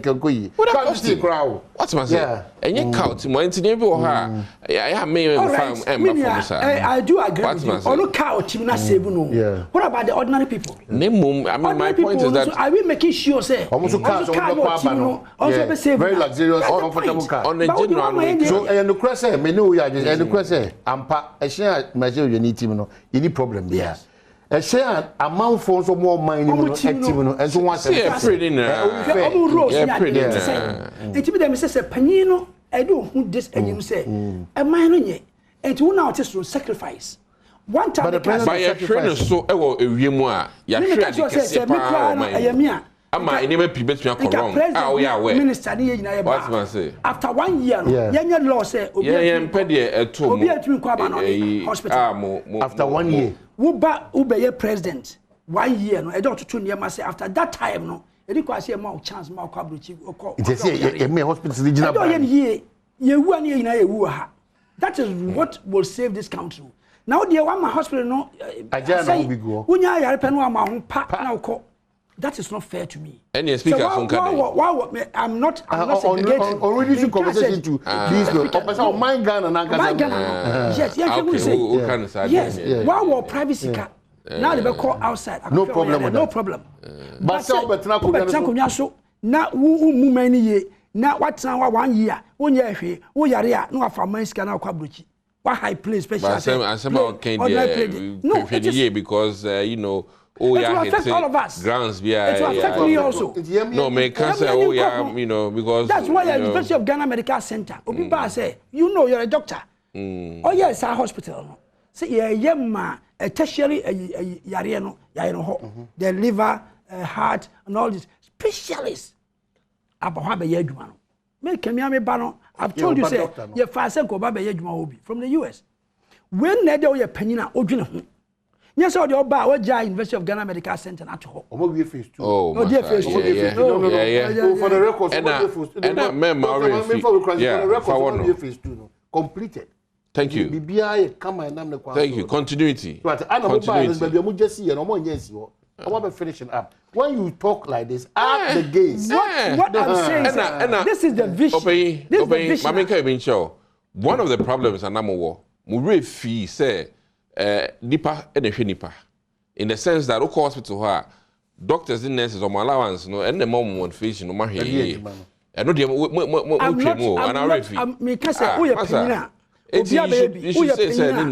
is what you have to have in mind. Say oh she share mind say baby e dey nyahwe ne ayira kwan right that kwad who don't say yes say am say so help me God no president no odide Ordinary. Oh. Assemble be ba si COVID sika. Assemble no ho ntia oba COVID sika ya ye kan. Sika omagigi a ye blow sika yi. Oh, menkasa. Unye hu sika ni sibre. Na ye blow ni. Enra oba parliament aka be na me hwe propose citizen live on. No hwe. Enra there, I mean finance minister performing just marvelously. Performing marvelously. The finance minister has done what is onerous, appearing before parliament. Yes. The content of the statement is being subjected to scrutiny. Scrutiny. Maybe you say we're saving trees. The challenge with the presentation. We are saving trees. And I'm sure say, we are crying summary no. At the forcing a point and say, we see 19 point something billion. Yeah. Accountability now no a short by 7 billion. I think you heard it. Yeah. And omre bio even simple so ke camera you bobo mu oh ma spend insurance am for just say free no fisika or spending or ha we am be show me minimum insurance one numbi ye we no so what's about you sika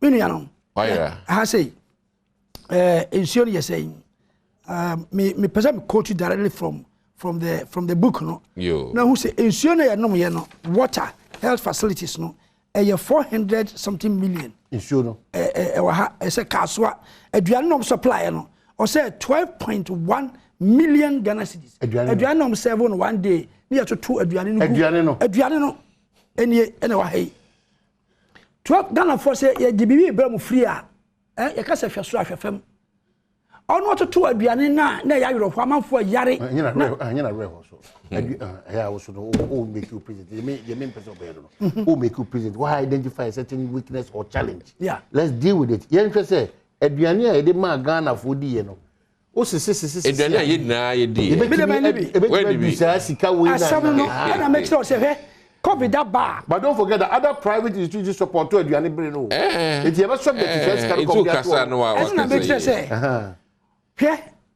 that money somebody here no also boy 1.718 million Ghana cedis e don't to chair when in kran ko aduane me who say na car bi si ho a that omoko roman for I think so it's true me say mo ye chair aduane bi free na ho de chair aduane aduane nkran ni tema ono akura kan ha o say Accra Tema Kaswa and Greater Kumasi aduane a chair of these areas say areas na 12.1 million Ghana cedis million I then you say sikasa sa the na make say aduane kwa for how many years for how many years no I just that period now hot meals during the lockdown served about this also serve 2,744 2,744,723,000 how many days that's for 2 and only idea lucky in his you know and only idea lucky one accounts no accounts no obekire say me serve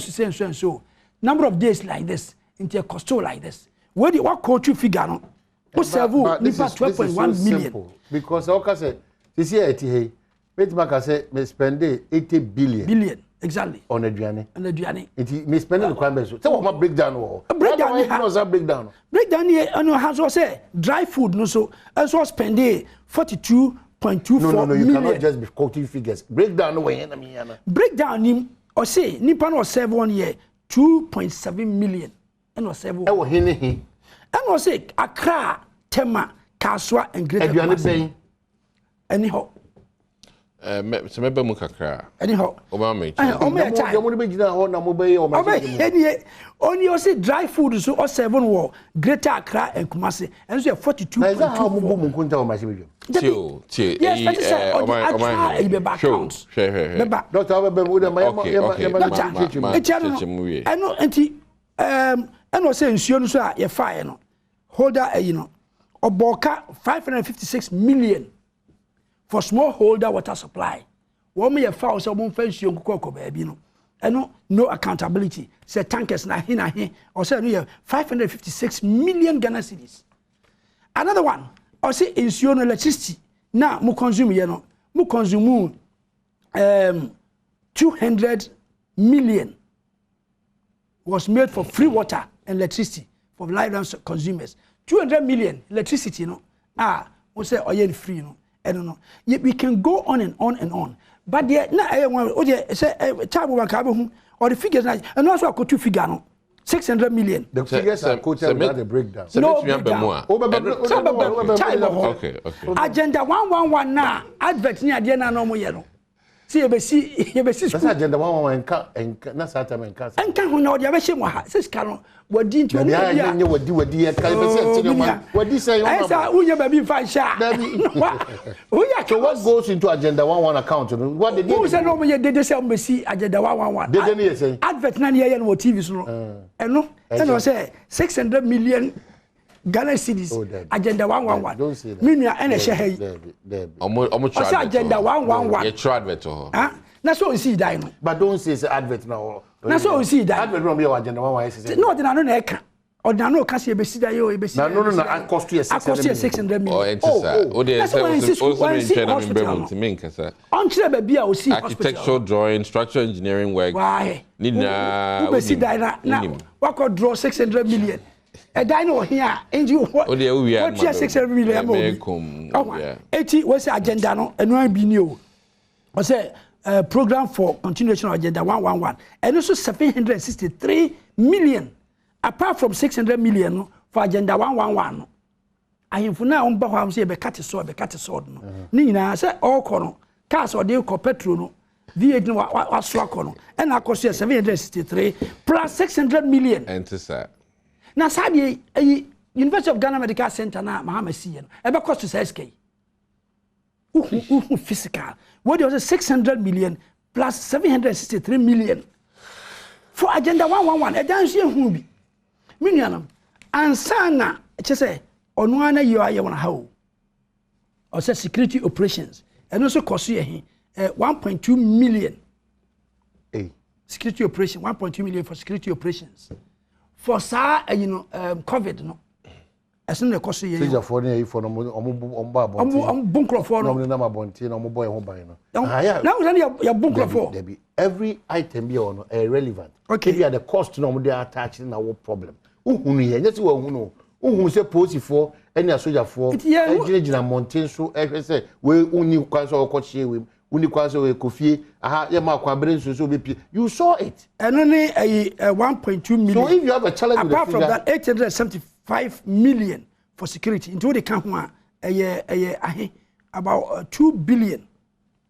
something scan ya bobo check right now ya you want hochi and economic relief scan on church no back on say 600 million and sana waba 539 million scan ya church you say about Tampa Ghana case about program be here o chase come on party food soldiers no Debbie oh mine no nya bi Debbie MBS SSI MBSI omuna yes and they wa papa again omukwa dia mo ye say na e computer adwuma engineering party for engineering draw minua ye na yo complaining yes for crying more yo system ni mu ya to aba wo sika mba chiche sika no mba chiche free nye we bia ene say nkofo na na owo ayifo na murungu na okay can say what tape no that was reminiscent of what happened ya ba chase kan candidates na bia doctor wa nya bi candidates na nya sika bi di ansa na de omo de ba say no na nya sika o allotment so that you tell people to go for it. Now then, I don't know. No, me pa say it wasn't hard cash. Okita. But we are stabilization and revitalization. Now there na enra kind say apart from sad loans here GE Scar World Bank di brain or brain and the way Ghana government you could 1.2 billion and a World Bank am I 1.3 billion and African Development Bank am I 5.8 billion IMF am I $1 billion we are equivalent to 5.8 that time now we said dollar here 5.8 oh into almost 1 billion or 5.8 billion and a try 8 a breaking 8 no almost breaking into a breaking you can see Sambre no if they almost say you know a dollar na cost Ukraine and Sambre can 5.8 to 1 billion and some EU MI 504 the sika grofwe eje no enti covid kura be boy because nya sanka sika bem papa eno no wama wasting sika no say sika we nyina ba mo wasting no wo say me bia amansuo me bia ama electricity be basa me bia ama aduane na bit articulator so ya tunuane no ade you know ya de achiche mu na manfo gusu wa hu sa de amanfo gusu gidi what did you do na say sika wa wasting that you know say otunuane gu manfo efun doesn't make sense. Now we are man now to say I pledge and I mean yet because we are not using our money no judiciously. Now the area crown say apart from a scale no Ghana for contribute and no it was not captured. Not captured. Separately outside this. And no bisa say sika no kobiska ohi. Obi no argue say no the encounter government what government dimu you have to account for it. Yo, all right. Moderator never me a time. Yo, it will have a time or the mamma. Also, my save time. Yo, 80, Bebemua, Yedi kind, Mienda, or Boadias say, Yare Bonnie by Mampeni, Abois, and HD for Ama and Negana, yet to be a better simple A. D. Huncomo. I won't come. Yare de ba abusuamu a de wo hu bia no wo de betudwa na yet to me a protect life. Na I think so mampani a demonstrate say yare ne bae no oyi ne ho si ho ehwehwe sika bia na ne nsa betumi ai de aka no de boy ho bae. Na ade ba ko a mebo finance minister Baso and hear me carefully.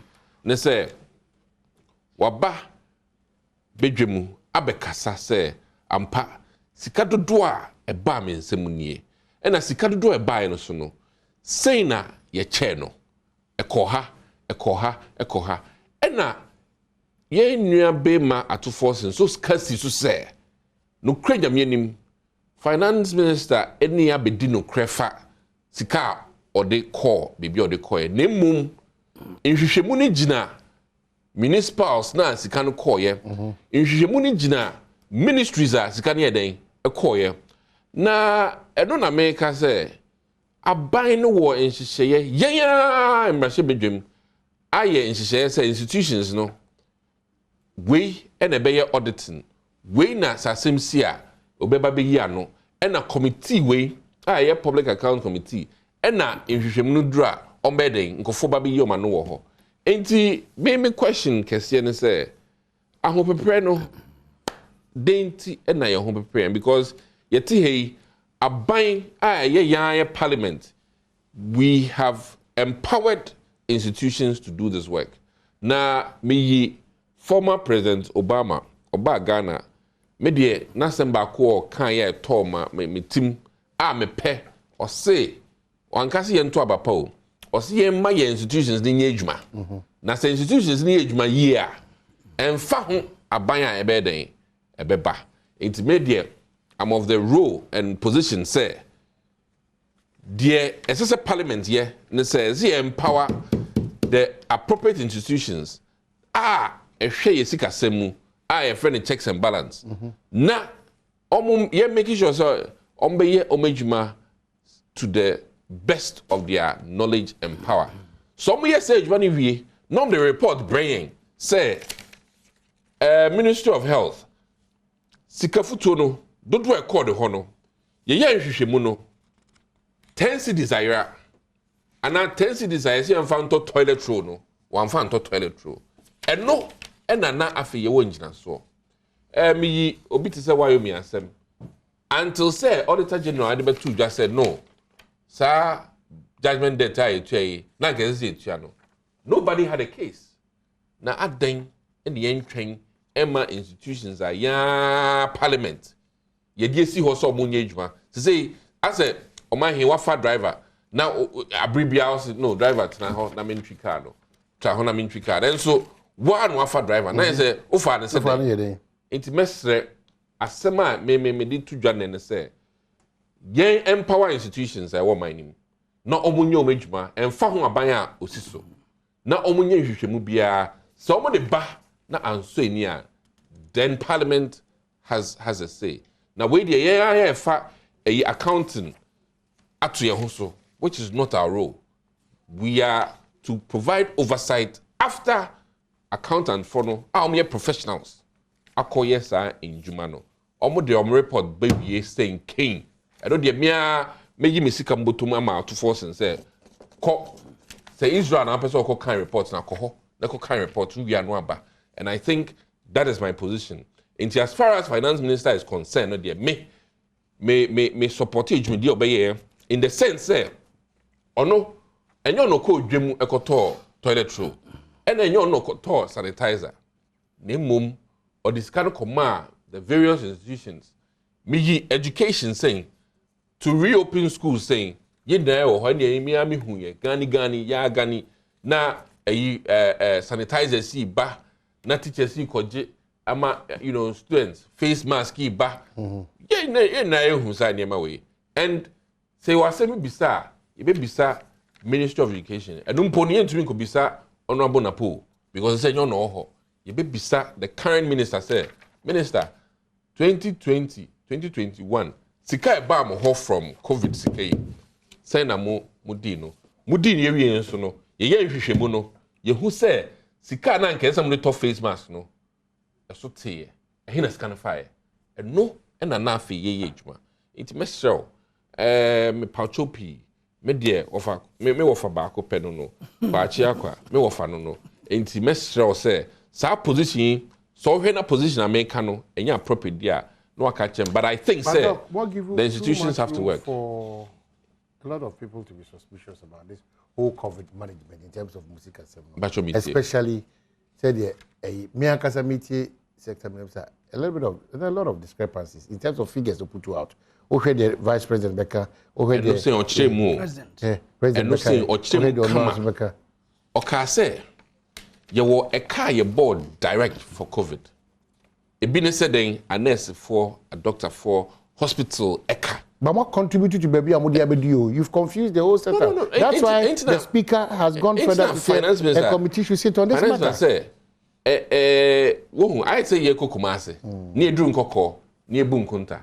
Now you drew further into Kumasi near Bunkunta, to be in a discrepancy because Kumasi near Drew ye. Yaria make a necra wild himself as some pijanimu. Me free her cram, my because I didn't mention my mask. What's my I said pijanimu? Oh, and yes, no, hospital ne. Hospital ne, who said, you know. Hey, your gun and your own. That's all no saying, me sure say, on call hospital. Now, with your most of your opportunity, the intimate stress, unfortunate, say, ABI, Becca say, description, but description in because I think a year final encounter. President Ebeka one figure based on direct. As of that time, they're not consul. Exactly. Yeti Hekwe. In about 3 or 4 months, because now President's figure was higher than we know. But that, no doubt about that. I'm saying the president's figure was higher than this one. No. Only Baumia numbers was different because we were talking about different things. Yeah. And then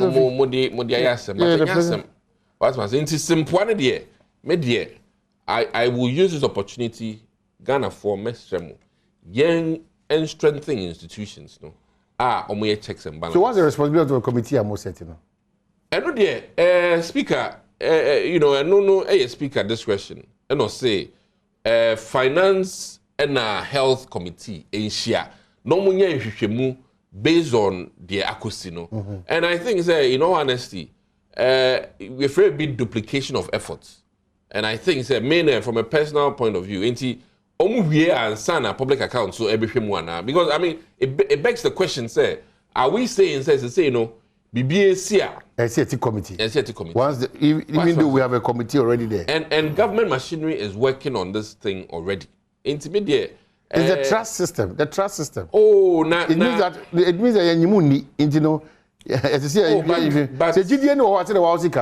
you not go through this process but then we should embolden and then have trust in the institutions. I will be painting a boasera because that is what you are creating for yourself now. Oh, no, Korea, meaning it's an Americano, and then no tea. Where young cano cre, you offer quachi aware say, even this year, public accounting, no, almost 75% of a car danke drinks here one, almost him, and I see. What's my say, and a bus as well, and no the media in capture say, a car, auditor general, and by say, 15 billion, yeah, him, crowd, 75% of that say, nenye a car.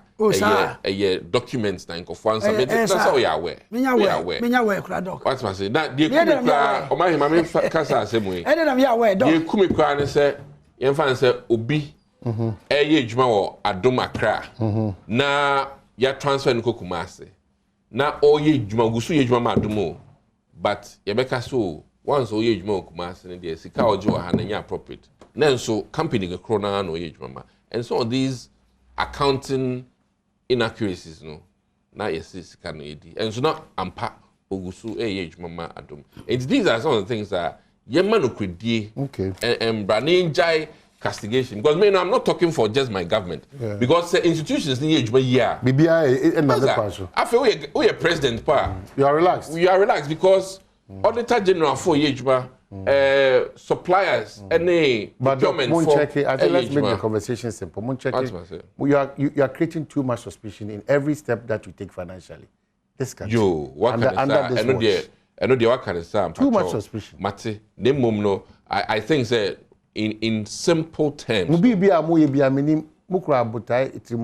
Papa. But my name on two manipa bedwene say and I hope prepare mu kasa I hope prepare mu kasa and also a problem but I na hope prepare no so gina e me nan hofoi pressure on the balance na one hwe na apie no abeka early stage and I even say first stage and almost sunsun mama ka second stage on Dr. Kasacho ade o bi ka bi eni ese enwie yi asemi na all 7 billion no I make us a short that's why the committee is there. No, catch only a finance minister, yeah, and the scholars of GG from the public, no, also one can't answer. But that's why the committee is there. I say, you know, okay. That's why the committee is there. What can you minister say? Anyone was say Parliament you were public accounts committee or by say man put that. Public accounts. Now Mosa Kotikua, Mosa Public Accounts Committee, yeah, after the Auditor General. I hear the human. It's a process, no. David, I say where the Parliament, your home can see a fraud at any particular time. Say, be book one contact. That is different from the Auditor General. Or no audit. Double. Yeah, there be or no audit. Yeah, they are auditing. Yeah, they pay accountability.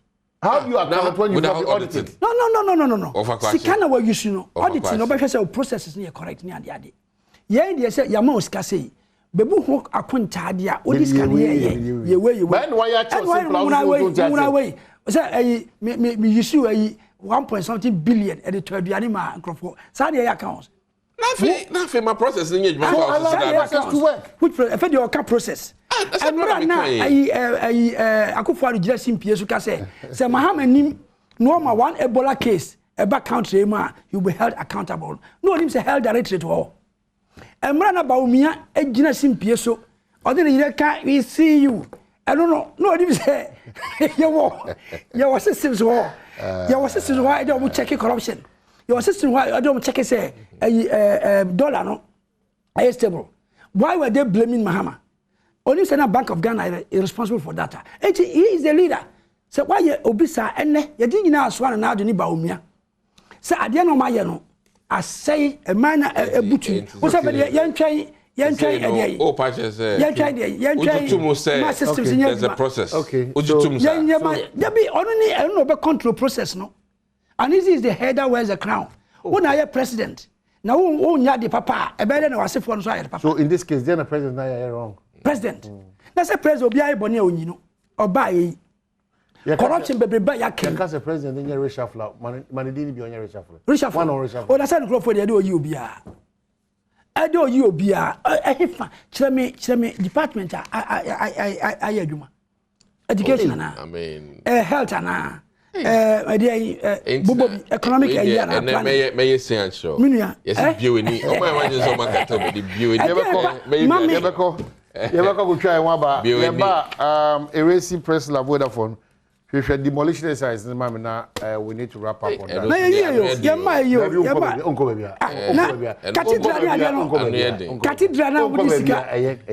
Demolition, I know oh, imagine, na cathedral na wachoro I was here with the Reverend Kwame Aida. Me gidi say, you jumedini na we need you. Your videos, your talk shows need to make dini na. Na die here me pa say send e be ya wa sabaka e jumedini 24/7. Wo bell no, wo dey punches so. Aha, sa bell no, punches so.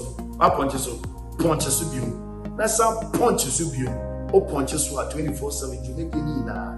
E shasia kikro na won saka and follow us and share the page.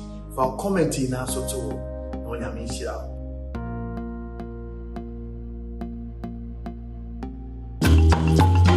No, me say abansoro bia wayi anisa excavator enemo obubu no mpedifo wa ha ma yanya nti asase no aban asase CSIR Animal Research Institute for amode hwehwe mmoa apomde mu se na be ya mmoa ye ho bekosoro enti no wo mo ha pa kire se asase ne so no omoto ahemfo a ewa ha so eho na wan kan kire mo se enye omo asase asembisa wodi tu dwa ene se edienti ena wono mu a eto asase no ema wo mo no obia emusa wono mu ema wo meyi ano ye beto no oman kan che se ya ba asase o ne ba beto no so mu ka sa ba asase anka ye mba ho omu ka che se ye to wa hemfofo ni nchen ye to wa nkranfo ni nchen ye mba ho because ye ntimi ni aban entwi manso ene na musu muto asase no man ko hwe se hwan asase ye to asase se omu ka che se efi aban mu na ye Kwame Nkrumah na be ji asase nti omo enkrafo na ji omo asase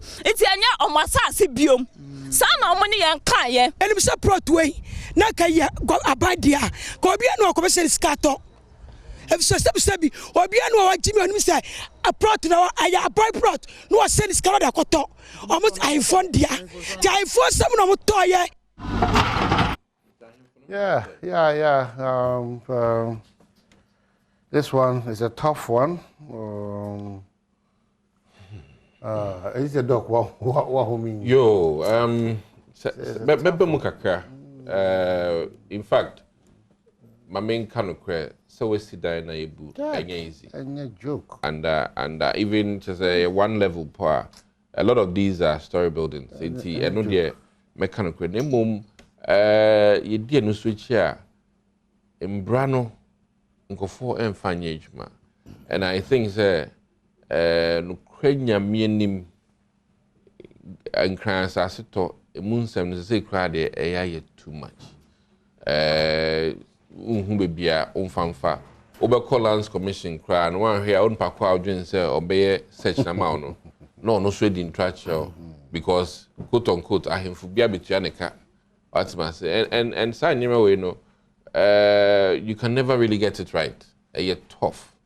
Now, me stress government be share through NADMO na oma pebibia nkofui ebet na because in shoto and in shoto is no muni bebia ebeda eyasem inti no ne me angla me base I think say once I displace this volume of people not less than about 250 people. Maybe Bumenia, about 250 But people are not held responsible on matters of this. That's the challenge. Now, me no, the American who say, a Danny should be almost completed. Until how say, almost 30 at the end. You know, the pain is that my memory will be 1,200 and over acres. Encroached land near 900 acres. I cut 200 or 300. I don't know, Moko by. Yes. Even the 200-300 naka, so my hero more outside yes idea. This is unfortunate. Say until almost see die. And out now my dying we and son. That's the challenge. That is the problem. Because corruption and American corruption and the GMO. That way completed. Now a fen yekobuna. Yes, the person must be compensated. No, you can't be compensated. You can't be compensated. People should be held responsible. Not compensation. Say my permit, that's one thing. No permit. Yes. And I'm just saying, whatever be the case, also, people saw it. Exactly. Obi ajisika. Yeah. I'm woman kwanya o si. What do you say chrome high? Utufu pa say oh silintem usiwia. Yeah, anadu nyina na mafu. Okay, enti problem. Ene de authorities nhwe na sa nsemi stop. Na mom kakra meka say I will remind Ghana for say if the fundamentals are weak, the exchange rate will expose you. Now, what does this go to do? Nina, I'm a man. 80 Baubia, the cash, and $1 no. I do say 8780. I brought 8. The book was a son. Okota. Now see a fan 81. And your fan. And I make us a yes. But who could say that I could pay 81? 8. Yes, a breaking 8. No. Yes, into Baumia or Hifa. If the fundamentals are weak, the exchange rate would expose you. That statement is still there. And a year who Petro because say the talk right now. Petro Semba. I am in yes. What do you buy? Debbie, what's in America? Oh, and I wouldn't say the Petro home commodity no mind. Who are buying by you know? A dear no about refineries need to be a casa bit my fire Petro. A dear some they say me reference a dear some about Umia and can he's a PhD, but don't push the country to that extent. Who power to set us up for you. And when you do that refinery when you do a agent some from Mahama time no they revamped the refinery and a aduma who buy what guno and ye cra export and na ye related na say ye fish na ya petrol 1 liter na ya and they drew saying so why was he talking? So no solution. I didn't know he did this. And yes, Ombra no mema solution. That time, no, he was accusing Muhammad directly. Say Muhammad it's more ding or you're wicked. And on me a top petrol 4 series or 3.8 dollar no. Or say then one man I could do 3.8. Okay. And a drew. What do you see? Cathedral. I want you to come and buy a dollar no. I see I read that. And you cathedral no. What would put judges and then they'll buy millions of dollars. Now they see cathedral. And then they'll buy. I want you to come and buy $1. Okay, so exactly 10 years ago, that's today, you called me, an unworthy servant, to minister to your people as a Catholic priest. I can only say thank you, Lord, and also pray for that your grace will continue to lead me as I continue to serve your people. Please say a prayer for me today. Join me on Sunday for Thanksgiving Mass at St. Patrick Catholic Church at Tibubu. Okay, so Father Eric, the donor for Little Jesus, into your boy Abaso. Abaso, name on cathedral, me stand with cathedral. Now, Father Eric, you don't know come cathedral on come here who say cathedral. Yeah, Jubilee House, or you would call it Flagstaff House. Who support to cathedral? Now, him say, Nancy, for me, I will say Kwame Nkrumah, Ayetama. A motorway and go for P. Equity. And for Pebre, a young crop for Matthew for no make us say. It's unfortunate, say, I be a Jubilee House, a Kufo Buzia, Dombo, Jubilee House, a Kufo, Ekon, yeah. Ah, Mobet, Mufet, yeah, Cathedral, Sana Mubo, Kufu, was Cathedral, and I'm not going to one cousin Kukubu. But never Brebe, oh, yeah, Mope, be careful home. Na edanya ABC ho ama tourist ababehwe. Na doctor also support you sadie. Me say edanya tourist for your information, Aferi Hospital is almost done. Amen. For your information. And no near the Odigan is kaya Mahama na dream pa. It was be bia o my. A dream pa. And no na good. Cathedral we are cathedral. Well, there. And then the Castle ni na kesi e postpone Castle elesi wona essay no you all the cultural centers wa all the ye ma Osu Castle Cape Coast Castle Elina Castle and no tourist attraction all the vampo ye discussion ye ba na museum ceremony hu do mayo na ye museum no na ye ni cathedral ye wo ma ya abon fa bintu aso ni enya cathedral cathedral won ye be bom pa boni a ahye mani mai na obi a o design plan o support you Ghana e bomb paye o support you nimpa o design o support LGBTQ plus. Entisa. Sika ya tua ma no. Entisa. Odi design sa yin hunu. Etumi eje yakwan nyina wie. Okay. Ni ya tua sa sika dia ma no. O se be bompae. O ba wie nyakopon on tran side anymore. Nyame on pebbo ni on tran sa cathedral. Doc with us. And now be pesca. So we dey fisk. Cultural center eyina. Oh yeah. Oh. Ghana Aba. Obakwachi. Conference center. Nyame bote. Any